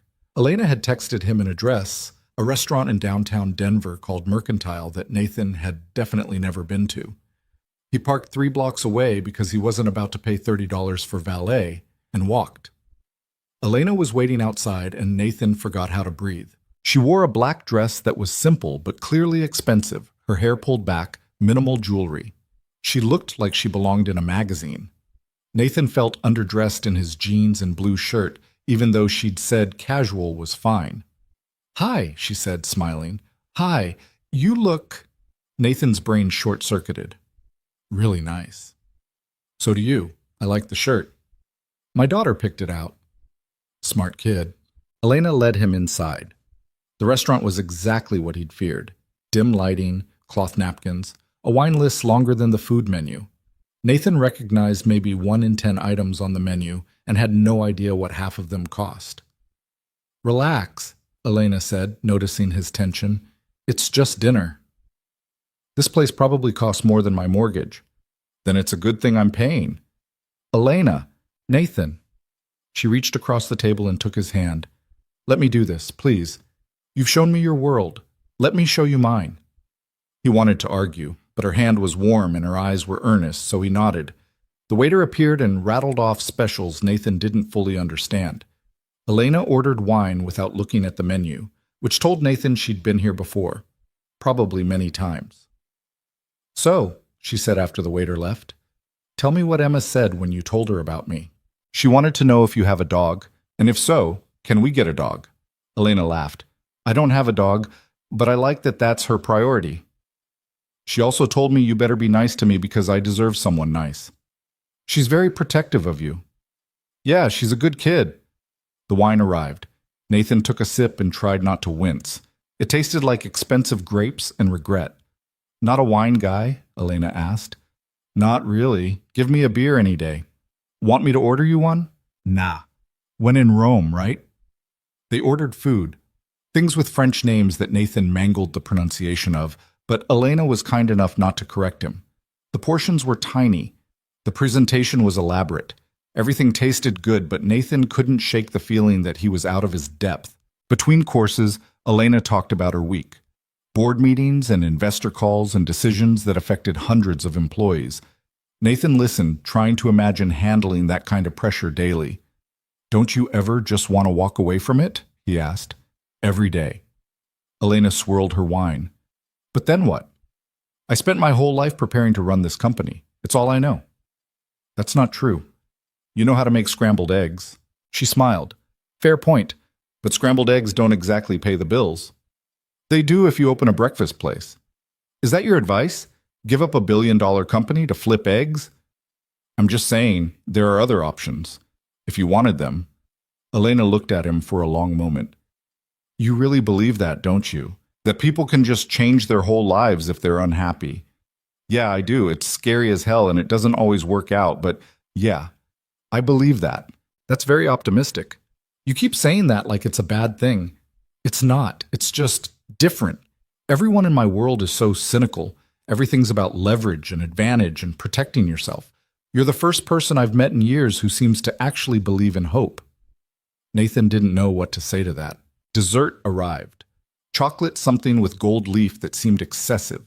They shared it while Elena told him about her plans for the company, about projects her father had started that she was trying to finish, about the constant pressure to be perfect. "Do you ever let yourself fail?" Nathan asked. "What?" "Fail. Do you ever let yourself screw up without beating yourself up about it?" Elena thought about it. "No, I don't think I do." "Maybe you should try it sometime. Failure's not that bad. Builds character." "You sound like a motivational poster." "I sound like someone who's failed at a lot of things and survived." They left the restaurant around 10. The Denver streets were busy with Saturday night crowds. People dressed up, laughing, heading to bars or shows. Nathan felt oddly disconnected from it all, like he was visiting a foreign country. "There's a place I want to show you," Elena said. "If you're not tired." "I'm good." She drove them to a building on the east side of downtown, modern, glass, and steel, at least 30 stories tall. Elena parked in an underground garage and led Nathan to an elevator. "Where are we going?" he asked. "You'll see." The elevator took them to the top floor. Elena unlocked a door and they stepped into. "This is your place," Nathan said. Yeah, it was enormous. Floor-to-ceiling windows overlooking the city, modern furniture that looked uncomfortable but probably cost a fortune. Art on the walls that Nathan didn't recognize but assumed was expensive. Everything was clean and perfect and sterile. "What do you think?" Elena asked. Nathan wanted to lie, to say it was great, impressive, exactly what he'd expected, but he remembered what she'd said about wanting honesty. "It looks like a hotel," he said carefully. "A really nice hotel, but yeah, it doesn't feel like you." Elena's shoulders relaxed. "Thank you." "For what?" "For being honest. Everyone else who comes here tells me how beautiful it is, how lucky I am. You're the first person to say what I've been thinking for years." She walked to the windows. Nathan followed. The city spread out below them, lights stretching to the horizon. "I bought this place 3 years ago," Elena said, "right after my father got sick. He told me I needed something that reflected my position, something that impressed investors and clients. So I hired a decorator, picked everything from a catalog, and moved in. I've never felt at home here." "Where do you feel at home?" "I don't know anymore. Maybe nowhere." They stood in silence for a while, looking out at Denver. Nathan thought about his small house in Garfield, about Emma's drawings on the refrigerator and the worn-out couch, and the kitchen that always smelled faintly of coffee. It wasn't much, but it was his. It was real. "You could change it," he said. "The apartment, make it actually yours." "I wouldn't know where to start." "Start with something that makes you happy. Doesn't have to be big. Just something real." Elena turned to look at him. "You make it sound simple." "Maybe it is simple. Maybe we just convince ourselves it's complicated." She stepped closer. They were inches apart now, and Nathan could smell her perfume, something subtle and expensive that made his head swim. "Can I kiss you?" Elena asked quietly. Nathan's heart stopped. "Yeah, you can kiss me." She did. It was soft and tentative, like she wasn't sure it was allowed. Nathan kissed her back, one hand finding her waist, and something in his chest unlocked. This was real. Whatever this was between them, it was real. When they pulled apart, Elena was smiling. "I've wanted to do that since Miller's Diner." "Yeah? Yeah." Nathan couldn't stop grinning like an idiot. "Good to know I'm not the only one who's been thinking about it." They kissed again, and this time it was less tentative. Nathan forgot about the expensive apartment and the intimidating city and all the reasons this shouldn't work. Right now, in this moment, none of that mattered. Eventually, they ended up on her uncomfortable-looking couch, which turned out to be exactly as uncomfortable as it looked. Elena laughed and adjusted her position. "This thing cost $8,000, and it's awful," she said. $8,000? For a couch? "I know. The decorator swore it was a classic design. It's a classic waste of money." "Want to know something terrible?" "Always." "I've been thinking about going to IKEA and buying a normal couch. Something I could actually fall asleep on while watching movies, but I keep worrying about what people would think." Nathan pulled her closer. "Screw what people think. Buy the IKEA couch." "You think?"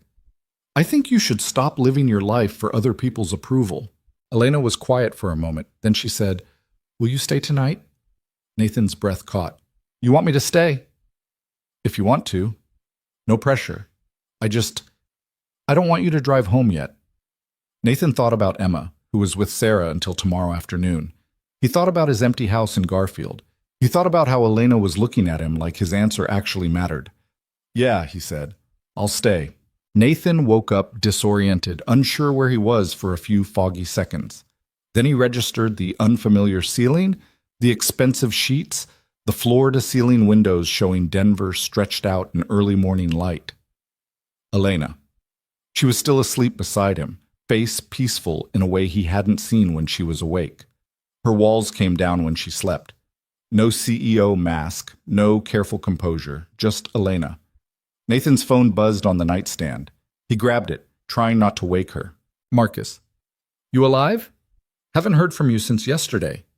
Nathan typed back quietly. I'm fine. Still in Denver. 3 dots appeared immediately. Marcus. Still? Did you stay over? Holy shit, you stayed over, didn't you, Nathan? Shut up. Marcus. This is amazing. I'm so proud of you. Also terrified for you, but mostly proud. Nathan. I said shut up. Marcus. Fine, but we're talking about this later, in detail. Nathan set his phone on silent and tried to ease out of bed without disturbing Elena. He failed. Where are you going? Her voice was sleep rough, eyes still half closed. Just looking for coffee. Didn't mean to wake you. Kitchen, top cabinet left of the sink. She stretched. Fair warning, it's some fancy blend my assistant orders. Probably tastes like pretension. Can't be worse than the coffee at my garage. Nathan found the kitchen, which was as sterile and perfect as the rest of the apartment. Everything was stainless steel and marble, gleaming like it had never been used. He poked around until he found the coffee, whole beans in a bag that cost more than his weekly grocery budget, and a machine that looked like it required an engineering degree to operate. You need help? Elena appeared in the doorway wearing an oversized t-shirt and nothing else. Nathan's brain temporarily stopped working. I can figure it out, he managed. Liar. She moved past him, close enough that he caught her scent, different without the perfume, more real. She worked the coffee machine with practiced efficiency. This thing is unnecessarily complicated. I keep meaning to buy a regular coffee maker, but keep forgetting. Add it to the list with the IKEA couch. What list? The list of ways you're going to make this place actually livable. Elena smiled. Is that an official list now? Apparently. The coffee machine gurgled to life. They stood in the kitchen waiting, neither quite sure what to say. Last night had been... Nathan didn't have words for what last night had been. Good didn't cover it. Neither did complicated. Maybe both. Regrets? Elena asked quietly. About what? Staying. This. Us. Nathan turned to face her. No. Do you? No. But I'm waiting for it to feel wrong somehow. For reality to kick in and remind me why this is a terrible idea. Maybe it's not a terrible idea. Or maybe we're both just really good at ignoring obvious problems. The coffee finished brewing. Elena poured 2 mugs and handed him one. It tasted exactly like he'd predicted, expensive and vaguely pretentious. He drank it anyway. What time do you need to be back? Elena asked. Nathan checked his phone. Sarah's dropping Emma off at 3, so I've got time. Want to do something? There's a farmer's market down the street. It's probably overpriced and full of people selling artisanal honey or whatever, but yeah, I'm in. They got dressed. Nathan in yesterday's clothes, Elena in jeans and a sweater that probably cost more than his truck payment. The farmer's market was exactly what Elena predicted. Upscale, crowded with people who definitely said things like artisanal, unironically, and selling produce that Nathan could get for half the price at the grocery store in Garfield. But walking around with Elena, watching her examine vegetables and sample cheese like it was the most important decision she'd make all day, felt good. Normal. Like they were just 2 people doing weekend things instead of a mechanic and a CEO pretending their worlds could overlap. Elena bought bread from a baker who spent 5 minutes explaining the fermentation process. Nathan bought coffee that was allegedly locally roasted, even though they were standing in the middle of Denver and he had no idea where the local roasting was happening. This is nice, Elena said, tearing off a piece of bread and handing it to Nathan. The bread? All of it. This. Being normal. Not thinking about board meetings or investor calls or any of the 100 things I should probably be worrying about right now. What should you be worrying about? Merger talks with a tech company in California, restructuring our real estate division, finding a new CFO because the current one's retiring in 3 months. She took a bite of bread. But right now, I don't care about any of it. Nathan wanted to say something reassuring, but a voice cut through the crowd before he could. Elena? Elena Ward? A man approached, mid-40s, expensive suit even on a Saturday, the kind of smile that didn't reach his eyes. Nathan recognized the type immediately. This was Elena's world walking toward them. Richard, Elena's voice changed, became more controlled. I didn't expect to see you here. Julie loves this market, drags me here every weekend. Richard's eyes slid to Nathan, assessing. Who's your friend? This is Nathan. Nathan, this is Richard Hastings. He's on the board at Ward Global. Pleasure. Richard shook Nathan's hand with the grip of someone trying to prove something. What do you do, Nathan? Here it was, the moment Nathan had been dreading. I own an auto repair shop in Garfield. Richard's expression shifted. Subtle, but there. The polite interest became something else. Not quite condescension, but close. How interesting. And how did you two meet? Charity gala, Elena said before Nathan could answer. Last weekend. Ah. The Aurora fundraiser. I couldn't make it this year. Work conflict. Richard turned back to Elena. We should schedule lunch this week. There are some developments with the California situation you should know about. Email my assistant. She'll find time. Will do. Nice meeting you, Nathan. Enjoy the market. Richard disappeared into the crowd. Nathan could feel Elena's tension radiating off her in waves. Sorry about that, she said. For what? Richard, he's going to tell everyone on the board that he saw me at the farmer's market with a mechanic from Garfield. By Monday morning, it'll be all over the company. Does that bother you? Elena looked at him. Does it bother you? I asked first. No, it doesn't bother me. I don't want you to feel like you're being judged. Elena, I'm a 32-year-old divorced mechanic dating a billionaire CEO. I'm going to be judged. That's how this works. We're dating? Nathan's heart kicked. I mean, I thought we just spent the night together, so I kind of assumed. I know, I'm teasing. She took his hand. But yeah, I guess we are. They walked through the rest of the market hand in hand, and Nathan tried not to think about Richard Hastings or board members, or the fact that their relationship status had just become official in the least romantic way possible. The drive back to Garfield felt too short. Elena followed him in her car because she wanted to see his place again, wanted to meet Emma properly this time. Nathan's stomach churned with a different kind of nervousness now. Emma had strong opinions about everything. If she didn't like Elena, this whole thing got a lot more complicated. They arrived at Nathan's house around 2. He gave Elena the tour, all 5 minutes of it, and she looked around with genuine interest. I like it, she said. It feels lived in, real. That's code for messy. No, I meant it. Your apartment looks like you. Emma's drawings everywhere, car magazines on the coffee table, actual lived-in furniture. My place looks like a showroom. This looks like a home. Nathan didn't know what to say to that, so he made more terrible coffee while they waited for Sarah to drop off Emma.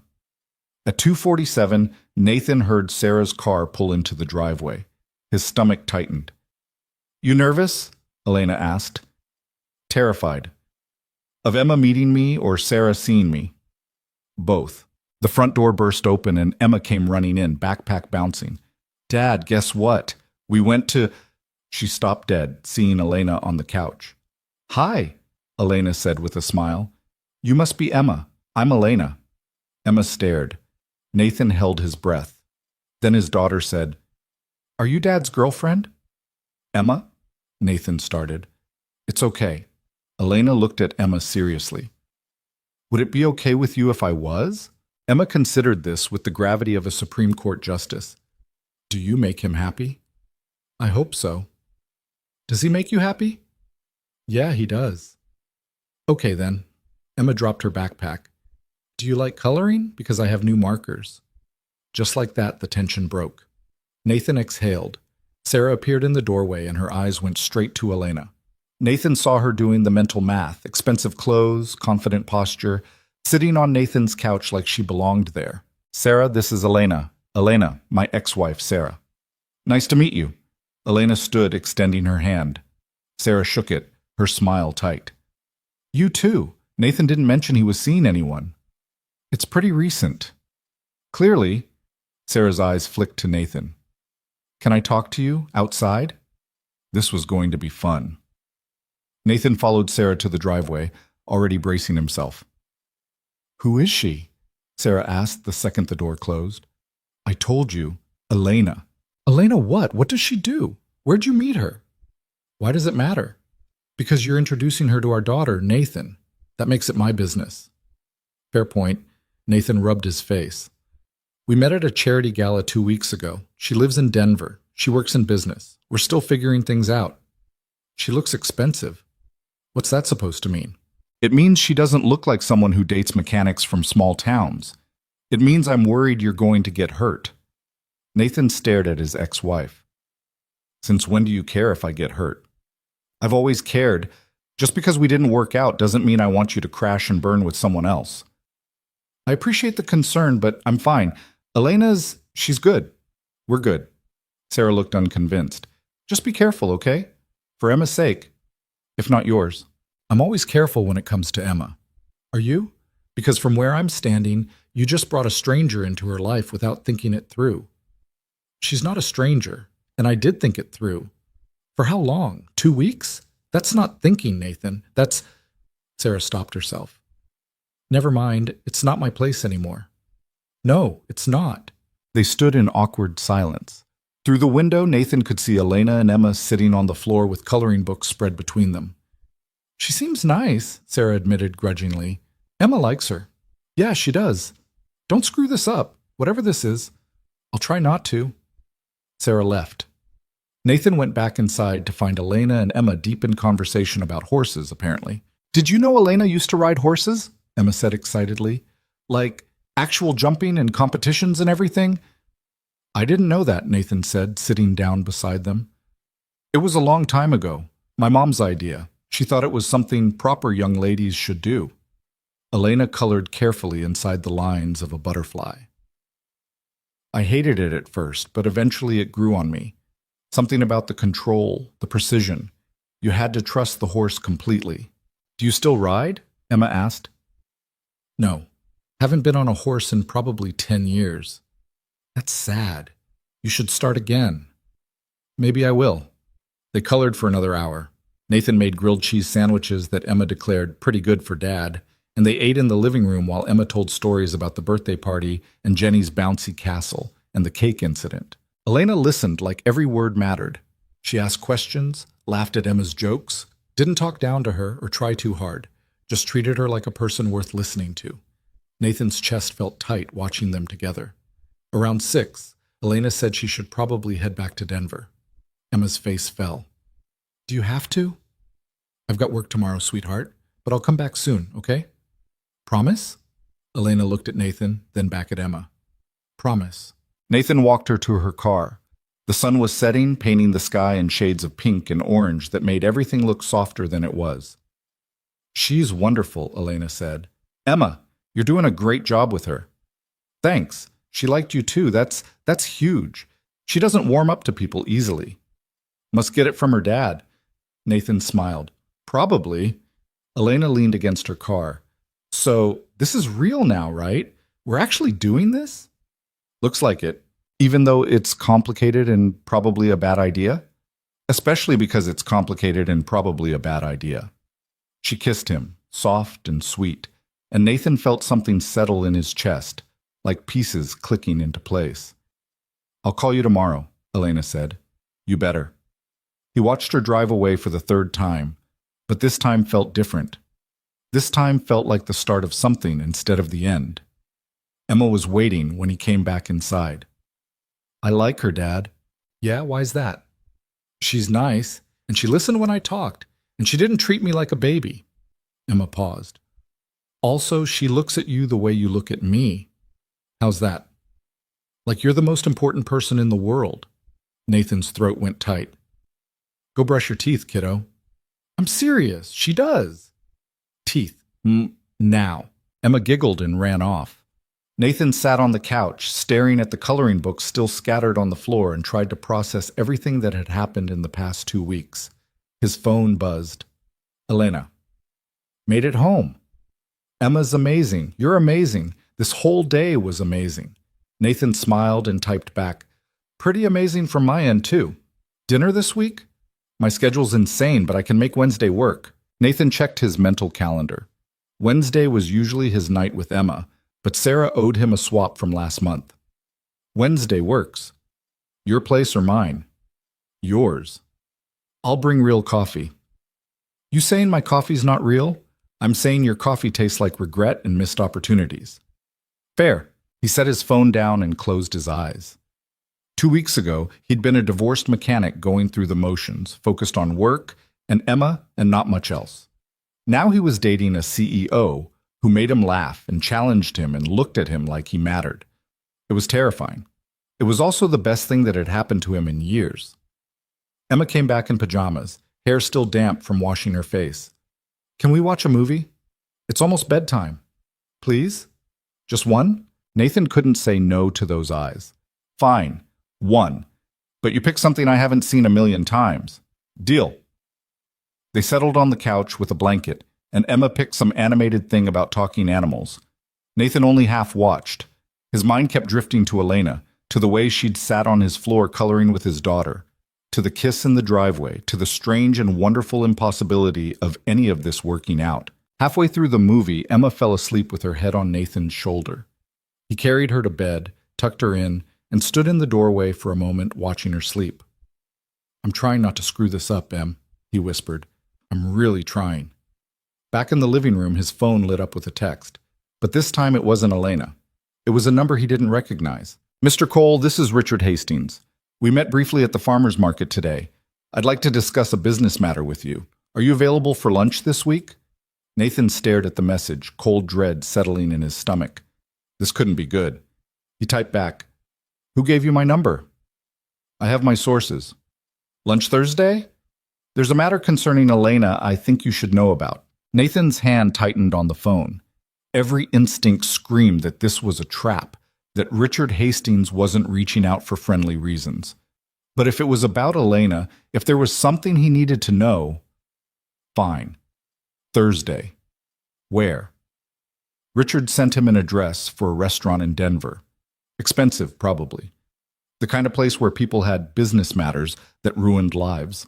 Nathan set his phone down and stared at the ceiling. 2 weeks. That's all it had been. 2 weeks of knowing Elena, of this fragile thing between them starting to feel real, and already her world was reaching out to complicate it. He thought about calling her, telling her about Richard's message. But what would he say? Hey, someone from your company wants to have lunch with me and it feels ominous? No, he'd go to the lunch, hear what Richard had to say, then decide what to do next. Wednesday came too fast. Nathan spent Monday and Tuesday working on cars and trying not to obsess over what Richard Hastings wanted. Elena texted him daily, little messages about her meetings, questions about Emma, photos of her new IKEA couch that she'd apparently actually bought. Looks uncomfortable, Nathan texted back. It's the most comfortable thing I've ever sat on. I've been living a lie. Told you, you're very smug about being right. I earned it. She showed up at his house Wednesday night with a bag of actual decent coffee and Chinese takeout that was still warm. Figured you'd be tired of cooking, she said, kissing him hello. Emma appeared like a ghost. Elena, you came back. I promised, didn't I? They ate dinner at Nathan's kitchen table. Lo mein and fried rice and dumplings that Emma declared way better than Dad's cooking.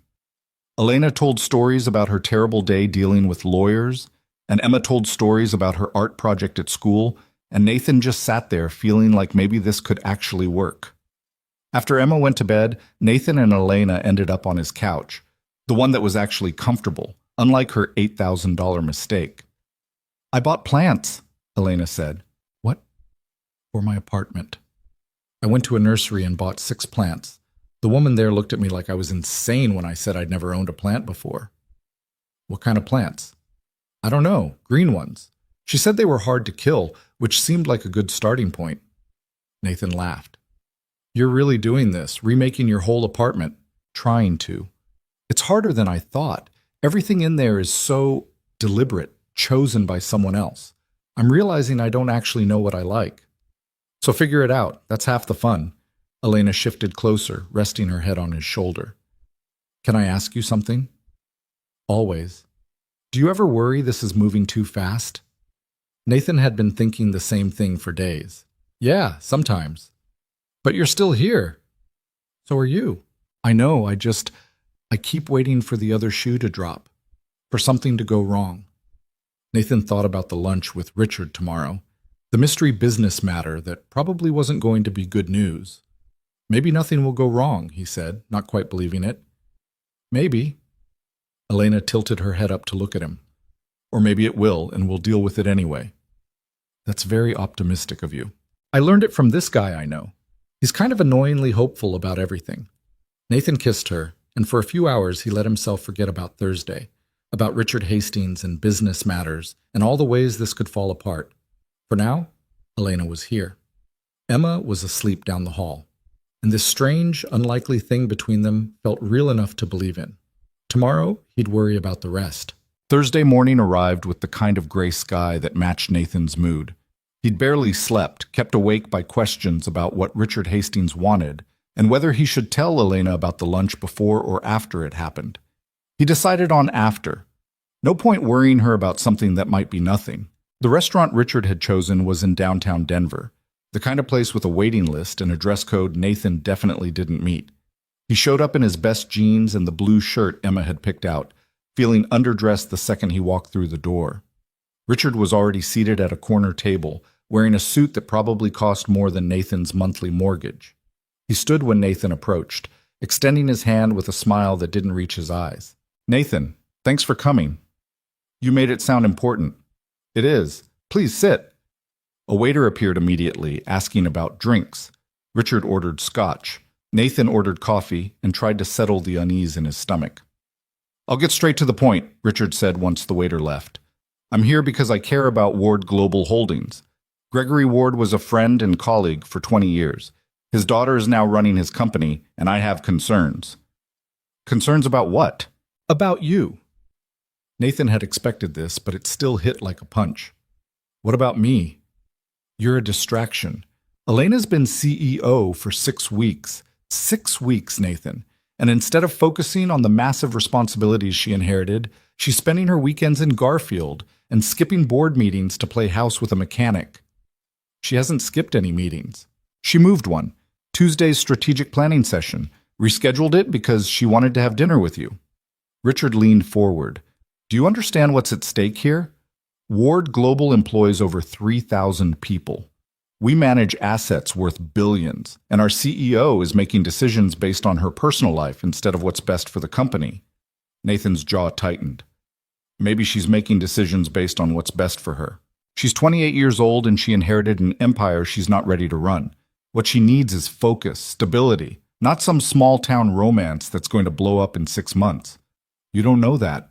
Don't I? Let me paint you a picture. Richard sat back, scotch in hand. You're a single father running a struggling business in a town nobody's heard of. Elena's a billionaire CEO living in Denver, managing a company that requires 80-hour weeks and constant travel. How exactly do you see this working long-term? I don't know. We're figuring it out. You're figuring it out. Richard smiled without humor. That's exactly the problem. Elena doesn't have the luxury of figuring things out. She needs to be decisive, focused, in control, and you're making her soft. The waiter brought their drinks. Nathan wrapped his hands around the coffee mug to keep from doing something stupid. What do you want from me? He asked quietly. I want you to end it, cleanly, before it gets messy, before she gets so attached that it affects her judgment even more than it already has. And if I don't? Richard's expression hardened. Then I'll make things difficult, for you and for her. I have friends on the board who share my concerns. We can make Elena's life as CEO very complicated if we think she's not acting in the company's best interests. That's a threat. That's reality. I'm trying to protect her from herself. And I'm offering you a way out that doesn't hurt either of you more than necessary. Nathan stared at this man who probably thought he was doing the right thing, who genuinely believed that love was a distraction and happiness was something you earned after putting in your 80-hour weeks. No, Nathan said. Excuse me? I said no. I'm not ending things with Elena because you think it's inconvenient for your board meetings. Nathan stood up. And if you try to make her life difficult because she's finally found something that makes her happy, I'll make sure everyone knows exactly what kind of person you are. You're making a mistake. Probably. But it's my mistake to make. Nathan walked out before Richard could respond. His hands were shaking. His heart was racing. But he felt lighter than he had in days. He called Elena from his truck. Hey, she answered. I was just thinking about you. We need to talk. Can I come over? Her voice shifted. What's wrong? Nothing. Maybe something. I don't know. I need to see you. I'm at the office, but I can leave. Meet me at my apartment in 30 minutes. The drive to Denver felt longer than usual.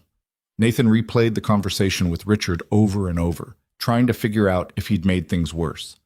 Richard had connections, power, the ability to make Elena's professional life hell if he wanted to.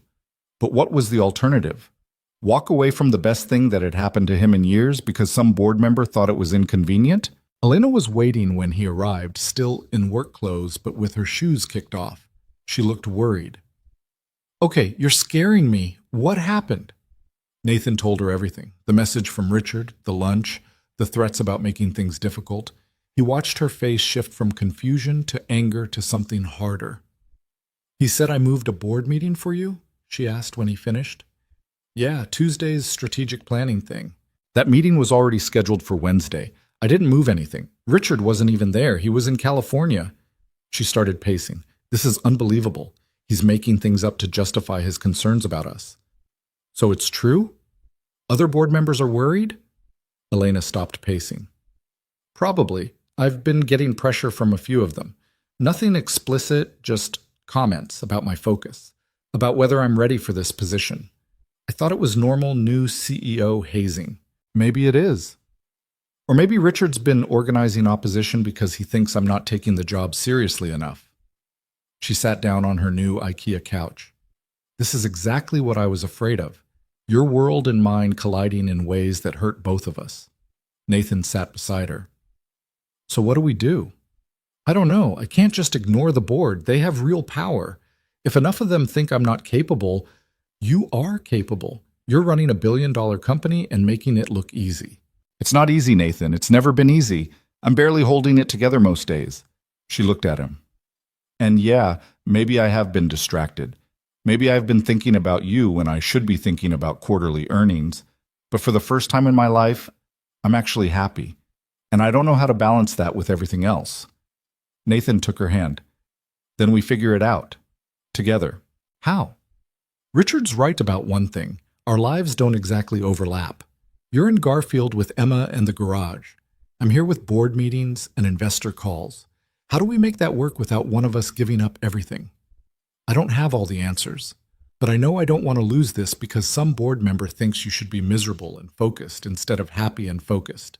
Elena laughed despite herself. When did you become so wise? I'm not wise. I'm just stubborn. And I really like you. I really like you too. She leaned her head on his shoulder. I'm just scared this is going to fall apart. It might, but it also might not, and we won't know unless we try. They sat in silence for a while. Outside, Denver hummed with evening traffic. Inside, the apartment felt different than it had a week ago. Less sterile, more lived in. The IKEA couch, the plants that Elena was probably overwatering, the actual books on the coffee table instead of just design magazines.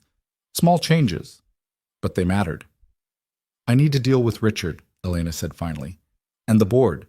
I can't let them think they can manipulate me through my personal life. What are you going to do? Call a meeting. Address their concerns head on.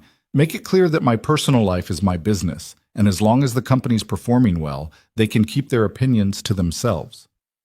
That's pretty badass. I learned from someone who stood up to security guards for a stranger in a wet coat. Nathan smiled. That guy sounds like trouble. He is, but he's worth it. The board meeting happened 2 days later. Elena told Nathan about it that night, over dinner at his house. Emma had begged to help cook, so they'd made spaghetti that was only slightly burnt. How'd it go? Nathan asked, while Emma was in the other room. Better than expected. I laid out the company's performance numbers. We're up 12% from last quarter.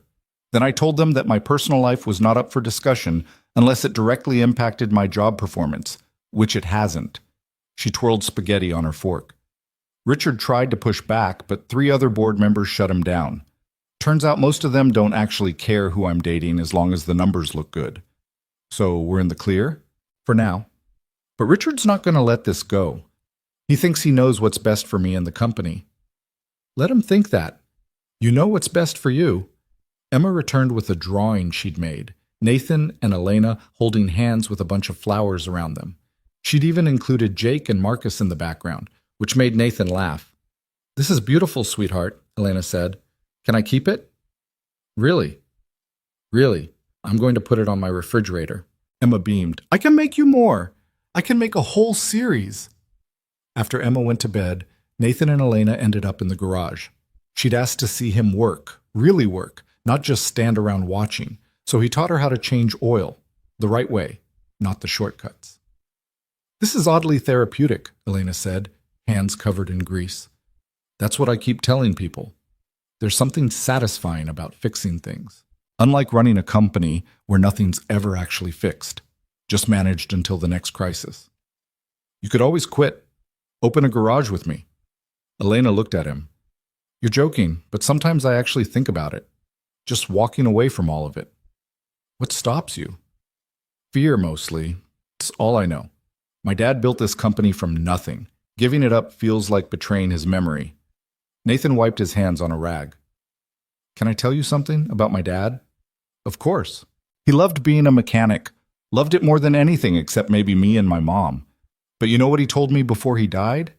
He said his biggest regret was not taking more time off, not traveling with my mom, not spending less time in the garage and more time actually living." Nathan met her eyes. He built something real, something he was proud of. But in the end, he wished he'd cared less about the work and more about the life. Elena was quiet for a long time. "What are you saying?" "I'm saying your dad loved you, and I don't think he'd want you to sacrifice your happiness for a company, even one he built." "You didn't know him." "No, but I know you, and I know you're miserable trying to be someone you're not." Elena set down the wrench she'd been holding. "I don't know how to be anyone else." "Then figure it out. You're smart. You'll figure it out." She smiled, echoing the words he'd said weeks ago. "You have a lot of faith in me." "Yeah, I do." They kissed in the garage, surrounded by tools and motor oil and the smell of honest work. And for a moment, everything felt simple. The next few weeks were a balancing act. Elena came to Garfield most weekends. Nathan drove to Denver when he could. Emma started asking when Elena was coming over next, which made Nathan's heart do complicated things. Marcus finally met Elena at a barbecue Nathan hosted in March. He pulled Nathan aside after about 10 minutes. "Okay, I get it now," Marcus said. "Get what?"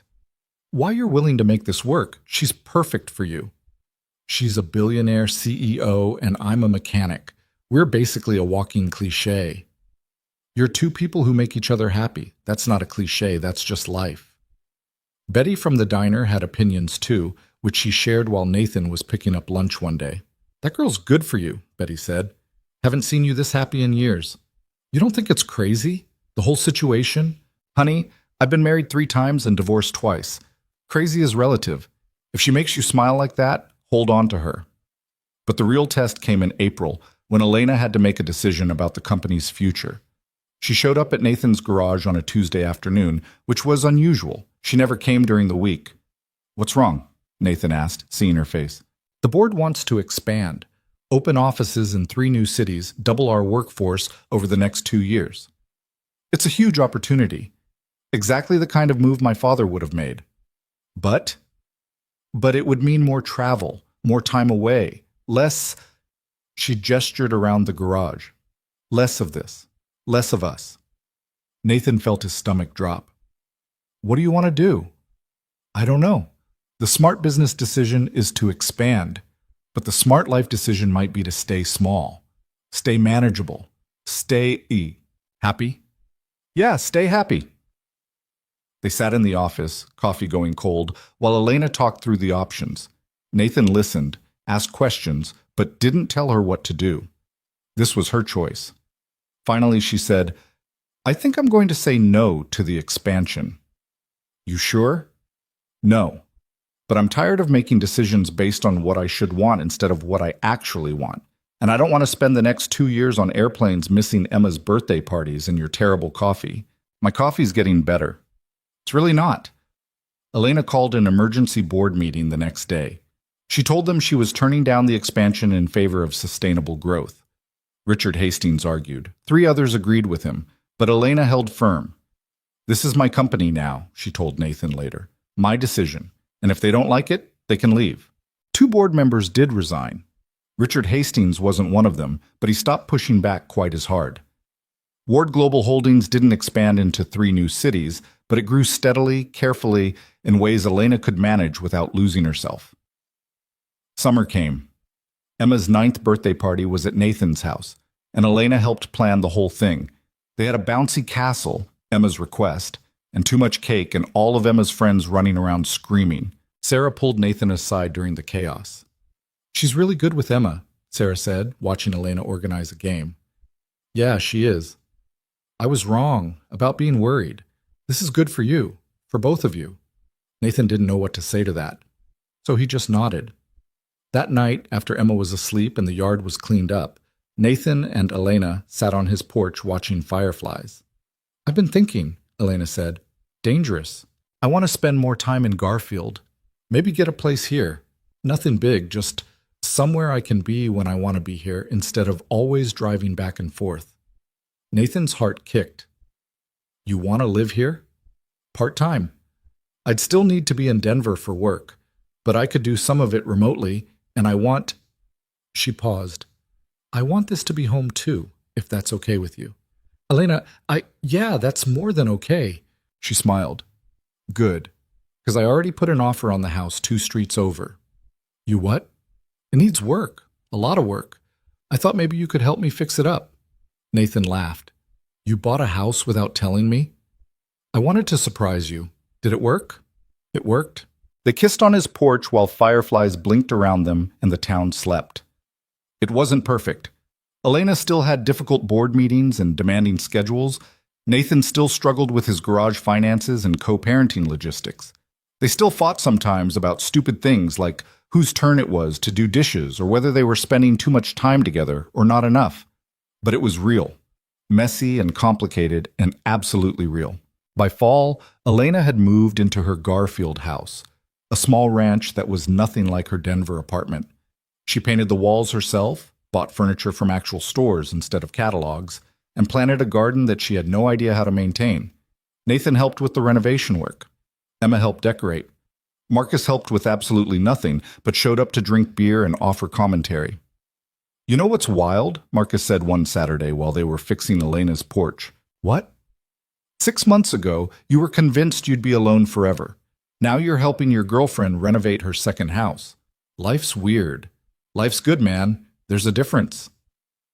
Emma started spending weekends at Elena's house sometimes. They'd have girls' nights, movies and popcorn, and painting their nails colors that Emma picked out. Nathan would come over Sunday morning to find them both asleep on the couch, surrounded by blankets and half-eaten snacks. Those were his favorite moments, the quiet ones where everything felt settled. One Sunday in October, Nathan woke up in Elena's bed. The house was still theirs separately, but the lines were starting to blur, and found her already awake, staring at the ceiling. What are you thinking about? He asked. How different my life is now, how different I am. Good different or bad different? Good. Definitely good. She turned to look at him. I've been thinking about stepping down as CEO. Nathan's eyes widened. What? Not immediately, but in the next year or two. I want to find someone who actually wants to run the company, who's passionate about it in a way I'm not. And I want to, I don't know, figure out what I actually want to do with my life. What do you want to do? I have no idea. That's the exciting part. They lay there talking about possibilities. Elena had ideas about consulting, about helping other companies restructure, about maybe teaching business classes at a university. None of it was concrete. All of it was possibility. You know what's funny? Nathan said. What? When we met, you were this untouchable CEO and I was just a mechanic. And now you're talking about giving up the company and I'm still just a mechanic. You're not just anything. You're Nathan. You're the guy who stood up for a stranger when nobody else would. You're the dad who puts his daughter first even when it's hard. You're the person who taught me that there's more to life than work and expectations and living up to other people's standards. Nathan's throat felt tight. I love you. It was the first time he'd said it. The words just came out, unplanned and honest. Elena's eyes went bright. I love you too. I have for a while, I just didn't know if what? If it was allowed. If someone like me was allowed to love someone like you without it being complicated or impossible or... Nathan kissed her. It is complicated. It is impossible. But we're doing it anyway. Yeah, we are. Winter came again. The anniversary of the gala where they'd met. Elena suggested they go back, make an appearance, show Richard Hastings and the rest of the board that she hadn't been destroyed by choosing happiness over ambition. But when the night arrived, they decided to skip it. Instead, they had dinner at Miller's Diner, burgers and fries and coffee. That was just okay. Betty made a fuss taking photos she promised to hang on the wall. Emma was with Sarah for the weekend, so afterward, Nathan and Elena went back to his house and built a fire in the fireplace he never used. This is better than a gala, Elena said, curled up against him. Cheaper, definitely. I mean it. This is what I wanted that night, to feel normal, to not have to perform for anyone. You don't have to perform for me. I know, that's why I love you. They sat in comfortable silence, watching the fire. Outside, snow started to fall. Not the violent storm from a year ago, but gentle flakes that made everything quiet. Can I ask you something? Nathan said. Always. Do you ever regret it? Choosing this life instead of the one you were supposed to have? Elena thought about it. No, I regret the time I wasted trying to be someone I wasn't. But this, us, I don't regret any of it. Even when it's hard? Especially when it's hard. The hard parts mean it's real. Nathan pulled her closer. Marcus is going to be insufferable when I tell him you said that. He's been saying the same thing for months. Marcus is smart. Don't tell him that. His ego's big enough. They spent the rest of the night talking about nothing important. Plans for Emma's birthday next month. The weird noise Elena's car was making that Nathan promised to look at. Whether they should get a dog, which Emma had been campaigning for with increasing intensity. Normal things. Real things. The kind of things that built a life instead of just a story. At some point, Elena fell asleep. Nathan stayed awake a little longer, watching her breathe, feeling grateful for the strange series of events that had brought them together. A charity gala, a snowstorm, a woman in a wet coat who needed someone to stand beside her when the room turned cold. He'd done one small thing, spoken 3 words when it would have been easier to stay silent, and somehow those 3 words had changed everything. Not because they'd led to some fairy tale romance where everything was perfect, but because they'd led to this. To quiet Sunday nights and shared coffee and someone who saw him completely and chose him anyway. The fire burned down to embers. The snow kept falling.